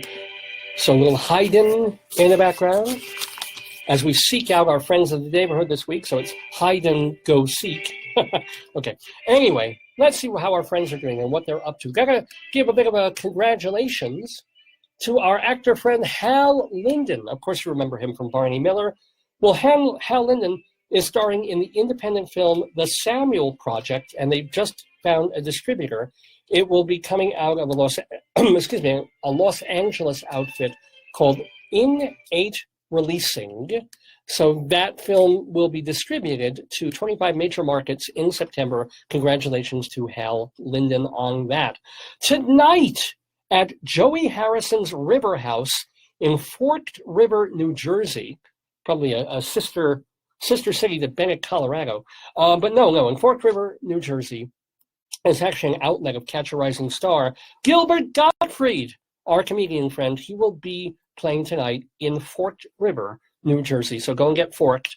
Look for catcharisingstar.com. And playing tonight for a full week or so, Barb Younger, the cabaret singer, she's being joined by John McDaniel in a show called 1968 Let the Sunshine In at Joe's Pub, 425 Lafayette Street, as part of the Public Theater. Mike Agranoff, our folk singer friend, he's doing a salon concert in Princeton, New Jersey. That is tomorrow, probably in the afternoon. For more information, go to mikeagranoff.com. And then you just have this weekend, our West Coast folks, you have today and tomorrow to see the new play, Their Finest Hour, about Edward R. Murrow and Winston Churchill, who were actually friends for a while until some stuff came between them. Will Mannis, our critic friend, wrote that play. It got great reviews, and it's at Right Act Repertory in North Hollywood today and tomorrow, finishing out its run of a couple of weeks. And then this Monday, the play, this is kind of interesting. Everybody knows the Broadway musical Chicago, and they made it into a movie musical. Well, it was based on a play. They're, for one night only, reviving the play in a staged reading by the Gingold Group. That's being done at Symphony Space Uptown, and it features our friend Robert Cuccioli in Chicago. I imagine he's playing the Billy character. Marilyn May, oh my God, she's 90 years old. She's still singing. She's still doing cabaret. She's appearing with the Billy Stritch Trio at Birdland. That is happening July 24th through August 4th. And then this Wednesday, our musician pal Gary Lucas is performing The Edge of Heaven live over at City Winery on Varick Street in Manhattan. That's this Wednesday night.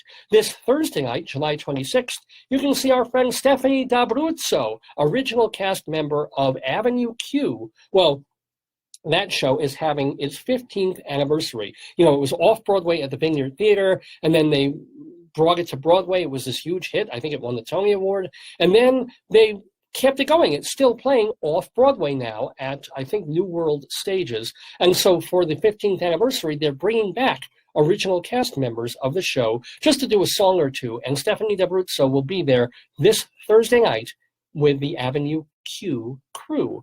And then starting this Thursday and running for 3 nights, Linda Eder is at Feinstein's 54 Below. Playing now through next weekend, our recent friend Karen Finley is reading from her book, Grabbing Pussy, because she's developing that into a one-person show. It's Grabbing Pussy at the Laurie Beachman Theater on West 42nd Street. And let's see, running now through early August at the Shakespeare Theater of New Jersey. We've got a lot of New Jersey stuff today, but you can see Titus Andronicus, a show they don't do that much. But if you're looking for Shakespeare at his most brutal to the point of almost absurdist comedy, Titus Andronicus is for you. And Robert Cuccioli's in that. Busy, busy guy. He's playing Marcus Andronicus. Well, I'm Davidus Lefkowitz, and we're doing Friends of the Daverhood now through next weekend.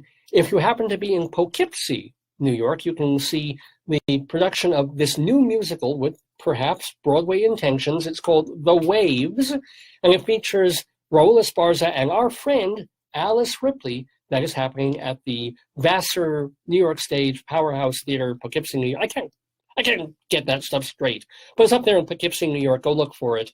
It's called The Waves. And then a definitely Broadway-bound musical called Moulin Rouge is having its Boston tryout at Emerson Colonial Theater, featuring our friend Danny Burston.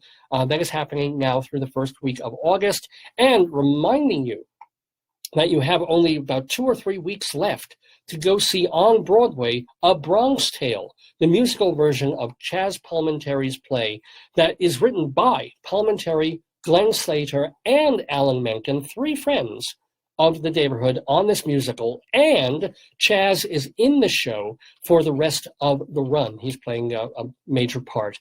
Let's see, now through the middle of August, Tevye Served Raw, based on stories of Sholem Aleichem that didn't make it into Fiddler on the Roof. Alan Lewis Rickman has done the adaptation and is starring in those at the Playroom in Manhattan. And it wouldn't be a Saturday Friends of the Daverhood segment if we didn't mention Austin Pendleton. Because yes, Austin Pendleton is doing something. He is directing The Saintliness of Marjorie Kemp at the Duke on 42nd Street in Midtown. Oh no, we're just getting all this Jewish stuff now, because Austin Pendleton was in the original Fiddler on the Roof. Well, the rave reviews have greeted National Yiddish Theater's Fiddler on the Roof. They're doing it in Yiddish, directed by Joel Gray, and has music directed by our friend of the neighborhood, Zalman Mlatek. And I keep forgetting to mention this, that Fiddler on the Roof was co-written by lyricist Sheldon Harnick, who is also a friend of the neighborhood. So we've had some pretty major people on this show, if I do say so myself. And I am saying so myself. Other shows that are created by people who are friends of the neighborhood include The Band's Visit, co-written by David Yazbek, Come From Away by Irene Sankoff and David Hine, School of Rock, we mentioned that one before, and the off-Broadway show Desperate Measures, which is playing at the York Theater and has music by David Friedman. Go see La Chance, playing one of the Donna Summers in Summer, the Donna Summer musical, at the Luntfontein Theater. Daniel Breaker is playing Aaron Burr in Hamilton, as if you could get in to see that. And then moving away from the Broadway stage, Jim Caruso's Cast Party every Monday night at Birdland. Go, if you're looking for information about New York nightlife, check out Evan Seplow's website, stagebuddy.com. If you're looking for humor, and God knows we need it, remember that Dr. Demento is still doing Dr. Demento shows at drdemento.com. If you love the theater like I do, you're going to want to watch two programs on Manhattan Neighborhood Network. One of them is Two on the Aisle, featuring Charlie Gross and Leslie Hoban Blake, and the other one is High Drama by our friend Eva Heinemoon. Eva Heinemoon. Okay, the moon's in the sky. Eva Heineman. And what else? Catherine Russell is still off Broadway in Perfect Crime. She's been there since the show opened in April of 2000. She's been there for 31 years. So mazel tov to her. More than 21,000 hours on stage in that show.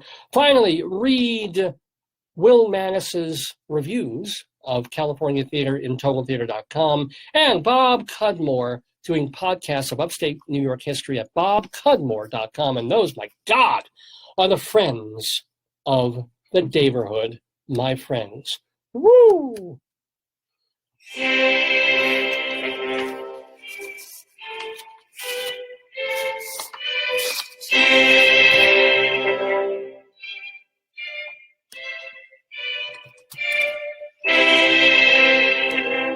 All right.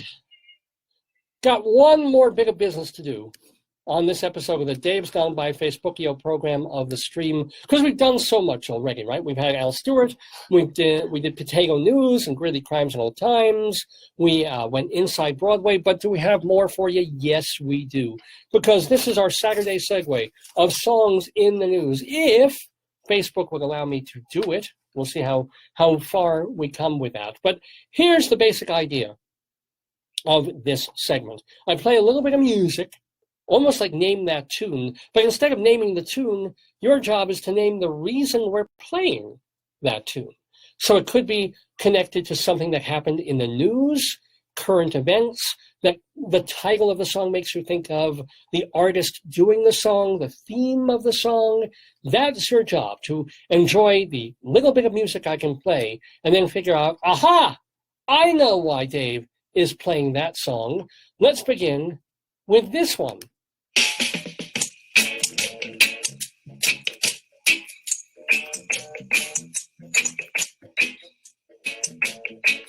And yes, this is a reggae tune. Please don't you rock my boat, 'cause I don't want my boat to be rocking anyhow. Well, there you go. Now, Joyce, I know you can guess who that artist is. Bob Marley. Bob Marley from I think it's the African Herbsman collection. Why would I play that song called Don't Rock the Boat? Because people drown in a boat. Yes, a tourist duck boat near Branson, Missouri. That's horrible, dude. Well, it is hard. They drowned. 17 people drowned Can't be. when they were on a tourist duck boat in stormy, choppy weather. Well, I mean, they obviously, when the boat went out, they didn't quite realize what would happen. But there they were. And the funny thing, not funny, but weirdly coincidental, 2 different duck boats were out in the same storm. One made it back okay at the same exact time. How could that be? The other one capsized and went over. People had to fish a couple of the dead bodies out of the water. The storms had kicked up to winds up to 75 miles an hour and made the waters choppy. And here's what they found out today. And this is almost better in a weird way. Yeah. But of the dead, 9 were members of the same family. Oh my God, how could that? I don't know. I mean, like, for real? No, for real. So I don't know if That that's... makes sense. Yeah. They were all on the boat together. Yeah, they were probably on the touring boat. and yeah. They said, hey, let's go out. They're probably visiting wherever Like the a hell it was. family occasion or something. Probably going to Dolly World or Dollywood. And Nobody's going to Dolly. Where is it? In Branson. This was just a town away from Branson, Missouri, where all the Opry things are. Well, Opry-esque things. So, yeah, I mean, sad stuff, but, why... It makes you wonder, sometimes your number is up. Sometimes you're the family that, that floats together and sinks together. But that's why we played Don't Rock the Boat from Bob Marley, the African Herbsman album, on our Saturday Segue. So you get it, something happened in the news, and then old Dave used to play a lot more of songs.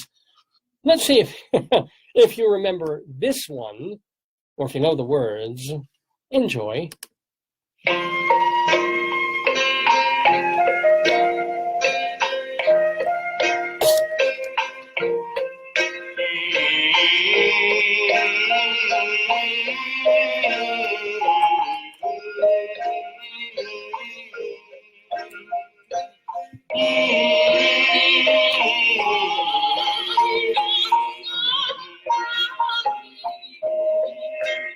Everybody sing along.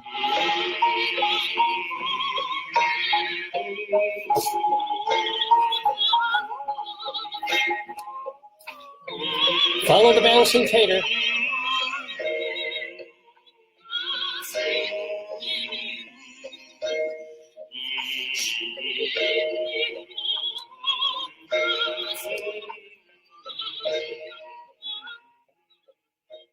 Another pretty number there from a collection called Japanese Favorites, as if you couldn't tell. Any guesses on the name of that song in English? No, she's actually singing Hush Hush now. Voices down. No. This is I have no idea what the lyrics are. There's no identification really with this CD or even who the artist is, but it is listed as Samurai Song. That's the name of the song, Samurai Song. And I'm purposely playing this. Nobody, you won't get this one. I just had to play it because we're going to say a farewell to Shinobu Hashimoto, a 100-year-old man born back on April 18th, 1918. He really was 100 years old. He died Thursday of pneumonia. Why are we honoring and saying farewell to Shinobu Hashimoto? Well, because without him, a couple of the greatest movies ever made would not have been made or would not have been the same, because this man wrote the screenplays for Rashomon. Oh, I love Rashomon. It was scary. I know, great, scary and funny. It's a weird movie. It's a great film. Ikiru, another Kurosawa film. One of the greats ever made, 1954's The Seven Samurai. The Hidden Fortress, which, by the way, went on to influence Star Wars. What else did he do? He did Throne of Blood, which was an adaptation of Macbeth. He directed a couple of films on his own, including one I've never heard of called I Want to Be a Shellfish. Okay. I mean, it'd be cool if it was a cuttlefish, which is kind of a Dave's Gone By in joke.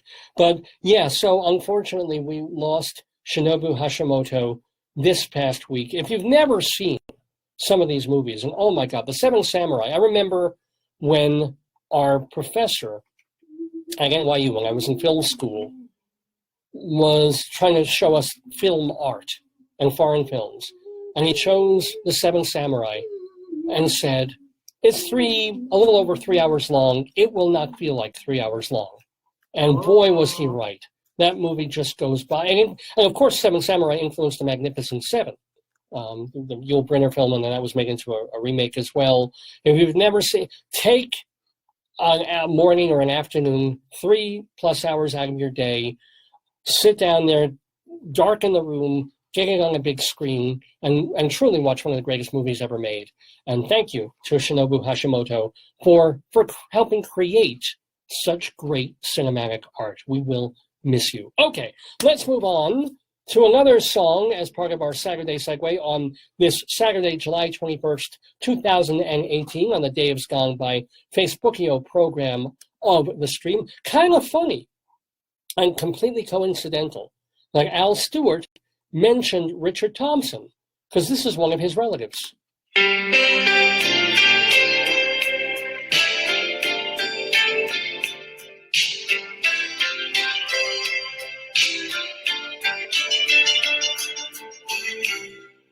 We'll always be the best of friends, although the thrill is gone. For we both know that true love never ends. It just goes on and on. Yes, a lovely song about friendship there from the unmistakable voice of Linda Thompson. Now, Linda Thompson was Richard Thompson's wife and singing and writing partner for quite a few years. Then he went off on his own as a solo, and of course she did as well. So Linda Thompson singing that song, Best of Friends.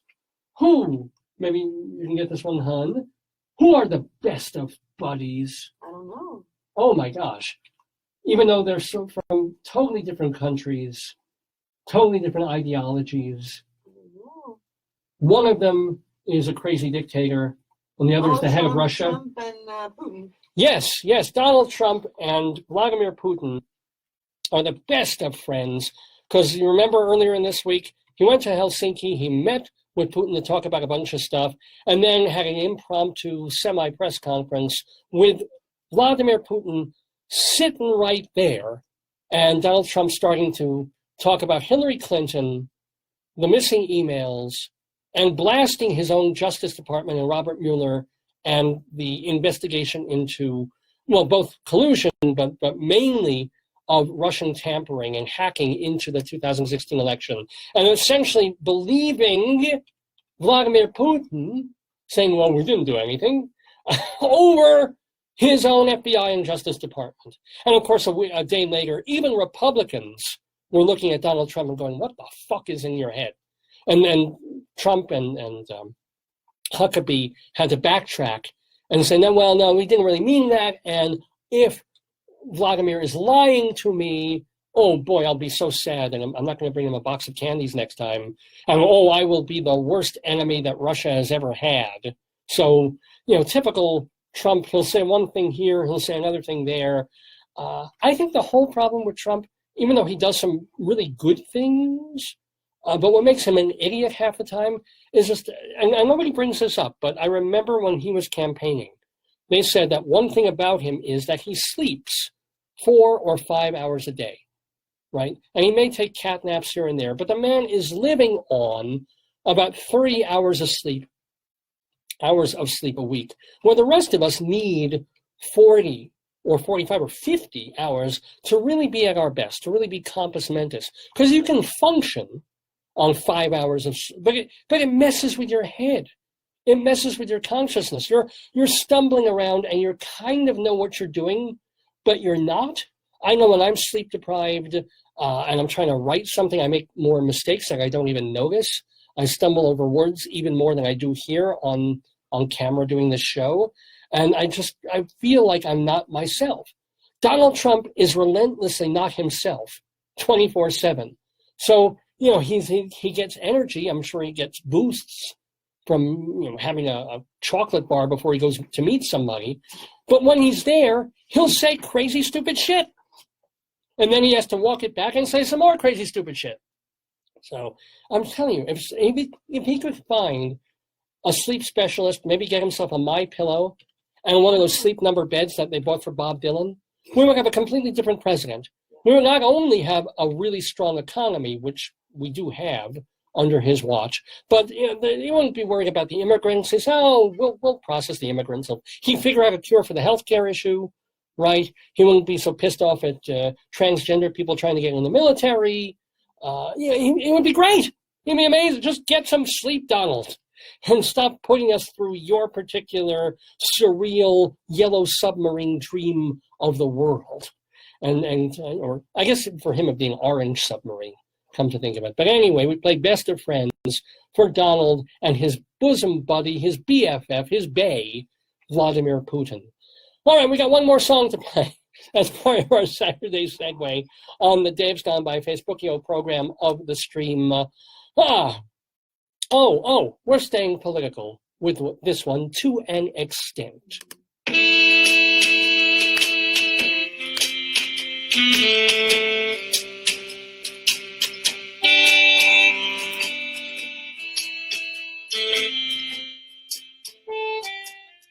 We'll pop this down until she actually starts singing.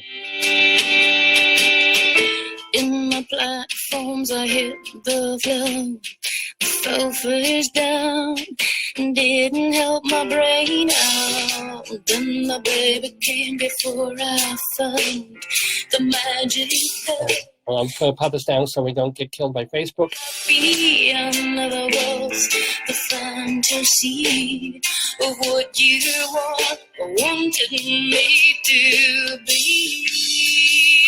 But don't judge me so harsh, little girl. So you're gonna play mommy. Oh, finally, she said the phrase.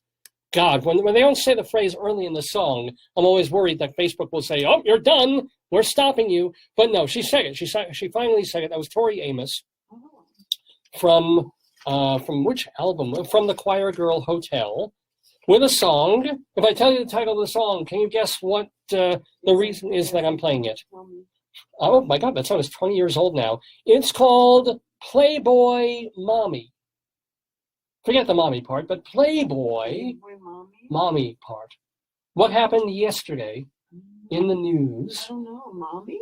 Well, you know that Donald Trump used to have a lawyer, weird Jewish guy named Michael Cohen, right? And he's now Trump's ex-lawyer, who's basically spilling every possible bean he has in the Mueller and other FBI investigations. So, guess what Michael Cohen did? Michael Cohen's got one of these little tape recorder thingies. Oh, yeah, I remember, yeah. Little baby tape recorder. Not good. And now I don't know the rules on this. He's a lawyer. He would know how many parties you have to. It varies by state. Yeah. Colorado's one. But in New York, I don't know if one person is allowed to record a conversation privately and not tell the other person, or if both parties have to be informed that a conversation is being recorded. But he recorded a conversation that he had with the then candidate, Donald Trump. This was just about a month or two before the 2016 elections. So he recorded himself and Donald Trump talking about paying hush money to Karen McDougal. Now, Karen McDougal is this smoking hot former Playboy model that had a long-standing affair, well, for a few months anyway, with Donald Trump. And he was banging her back in 2006. And you start thinking back in your brain, it's like, 2006, was he married? Oh, he was married. As a matter of fact, his wife had just given birth to his kid, Barron Trump. So Trump is having this liaison with Karen McDougal, and now they want to make it go away. They don't want this popping up just before the election, because Donald Trump already has woman problems in the sense of trying to, get Republican women and Christian women, and he doesn't want to be seen as the pussy grabber. So let's keep this quiet. And they have him on tape for about 2 minutes talking with Michael Cohen about hushing up the affair, paying her off, and keeping it quiet and having a non-disclosure agreement so that it never comes out. Well, it came out. The tape is there. Even Rudy Giuliani, the president's special counsel guy, even he says, yeah, the tape exists. He can't, the New York Times uncovered it. They've got it. It's there. Even Giuliani admits, yeah, Trump talked about it with Michael Cohen. But he's not acknowledging that Trump actually made the payment, so Trump really did nothing wrong, and he didn't use campaign funds. So Trump fucked, but he isn't fucked, according to Rudy Giuliani. This is the news late breaking towards the end of the week. But of course, if they want to catch Trump in a lie, he said that he never spoke directly to Michael Cohen about hushing money or paying off anybody. The whole thing was that Cohen was there, he was the fixer, there was a monetary fund that he had to make problems go away, which is the kind of thing you do when you're in real estate and construction. It's like if there's a union problem, if you're dealing with a mafia and they have the cement business that you want, you throw some bills this way and that way, you make some threats, and you have some muscle. The lawyer is the suit that makes it go away, and there's thugs under him that are cushioning him, right? So in this case, it was supposedly that Michael Cohen had a fund, a slush hush fund, to make things go away that Trump wasn't paying attention to, didn't know about, didn't actually order him to say, oh, wow, this girl, I've been banging her, and I don't want Melania to know, or Melania knows, but I don't want it public, and I certainly don't want it a month before the election. Trump said he never talked about it, for real, no specifics. He's on tape talking about it. Now, again, it's so double-sided for me because a president's or any person's personal physical sex life doesn't matter to me. I wouldn't be bothered by this. If Donald Trump wants to go out on the town on Melania, be it with Stormy Daniels or Karen McDougal or anybody else, if he wants to be a Bill Clinton, probably LBJ too, his business, it doesn't affect the presidency. And if he even, lied about it, which he did to the American people, again, it's not our business, really. If he's making his wife look like a fool, that's between him and her and the kids, right? But because the Republicans put Bill Clinton through the ringer and then put Hillary Clinton through the ringer for tolerating her husband's cheating, this is just payback, really. This is the Democrats being able to lick their chops and say, you saw what you did. You strung up Bill Clinton for the last year of his presidency, right? And you and also that contributed to Al Gore losing to that moron George W. Bush in the next election. And then you had women going against Hillary Clinton because she seemed weak and she didn't stand up for her husband, and she stayed with him even though he was banging Jennifer Flowers and he was banging, who was the sperm on the dress girl? Monica Lewinsky. Monica Lewinsky, right? So this is tit for tat with literal tits. This is, us saying to the Republicans, okay, right, you got Clinton for all the wrong reasons, for stuff that had nothing to do with the way he was running the country, but it's just that he had a dick that he couldn't control. We saw that with Donald. We knew it before we elected him, but he wouldn't admit it. Now he's dead to rights. And we shouldn't care about any of this. But because the Republicans did what they did, now it's coming back on you. And just makes me kind of happy. Well, I'm happy doing this Facebookio program of the stream every Saturday from 9 until noonish or thereabouts here in the Daverhood with my friends Potatoes, with my darling and adorable wife Joyce, and with all of you, all the folks who've been tuning in. I'm sorry I missed all the folks who were listening to the first part of this program before Facebook dumped us over copyright issues. Thank you, Facebook. But Tammy Faye and Laura and Patrick and Steve and all the folks who are joining us in the first 2 hours of the show as well. Remember, if you missed all or part of this show, it'll be on my website tomorrow, davesgoneby.com, davesgoneby.com, davesgoneby.com.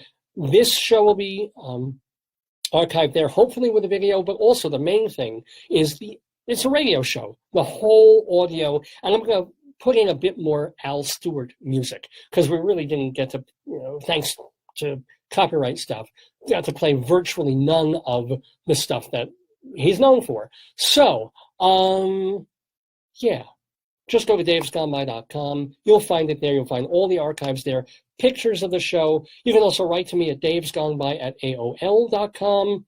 And again, tell your friends, tell your colleagues and your enemies and your pediatrician, let's say, to come and listen to this program every Saturday morning, because we'll be here, hopefully, next Saturday, usual time, usual place, live with you. And we've got some great guests coming up on the show. Coming soon, I'm not sure which week, but among the guests we have coming to the Daverhood are the theatrical director, Ethan McSweeney.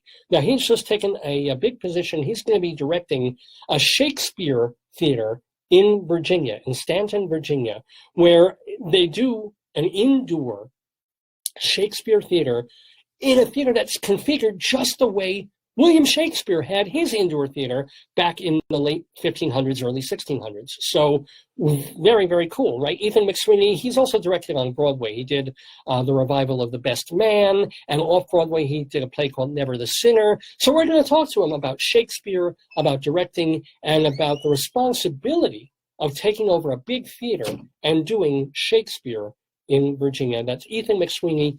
He'll be coming up, and then coming up also in the weeks ahead. Do you remember that cute little redhead on TV's 30-something, going back 30 years ago, almost 40 years ago? She was Melissa the photographer. She was played by the actress Melanie Mayron. And she was also in some movies. She was in Car Wash, and she was in Harry and Tonto with Art Carney, and acted with a whole bunch of people.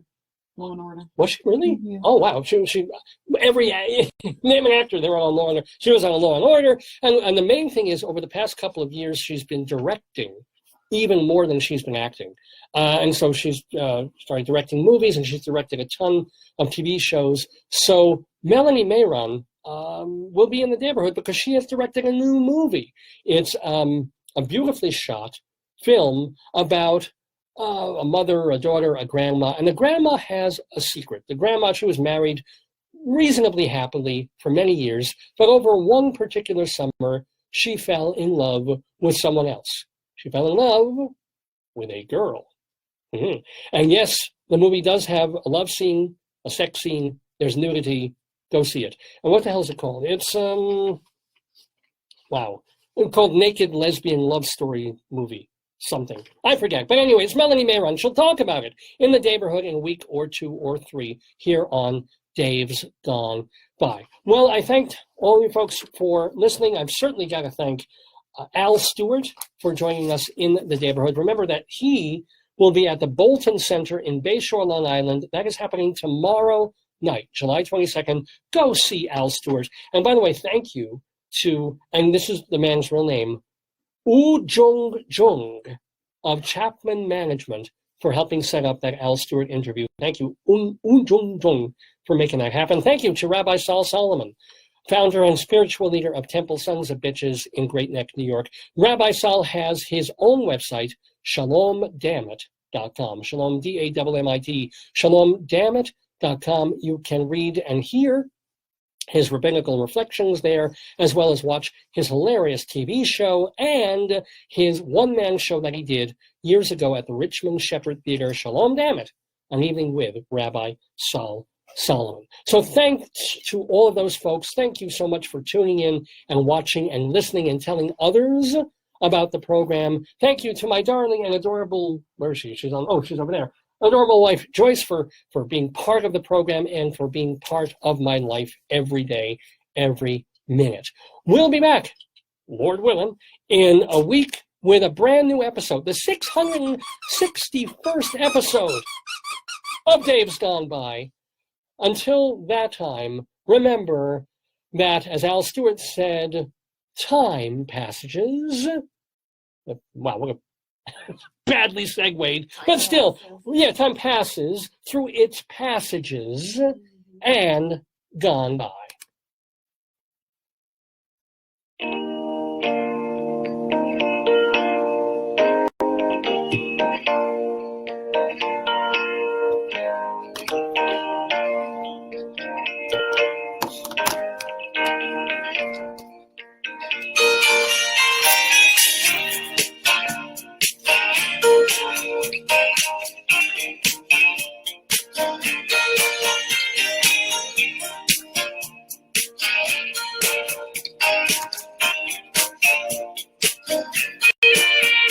It was late in December, the sky turned to snow.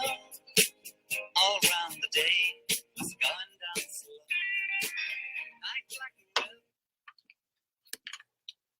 And that does it for our episode today on this Saturday, July 21st, 2018.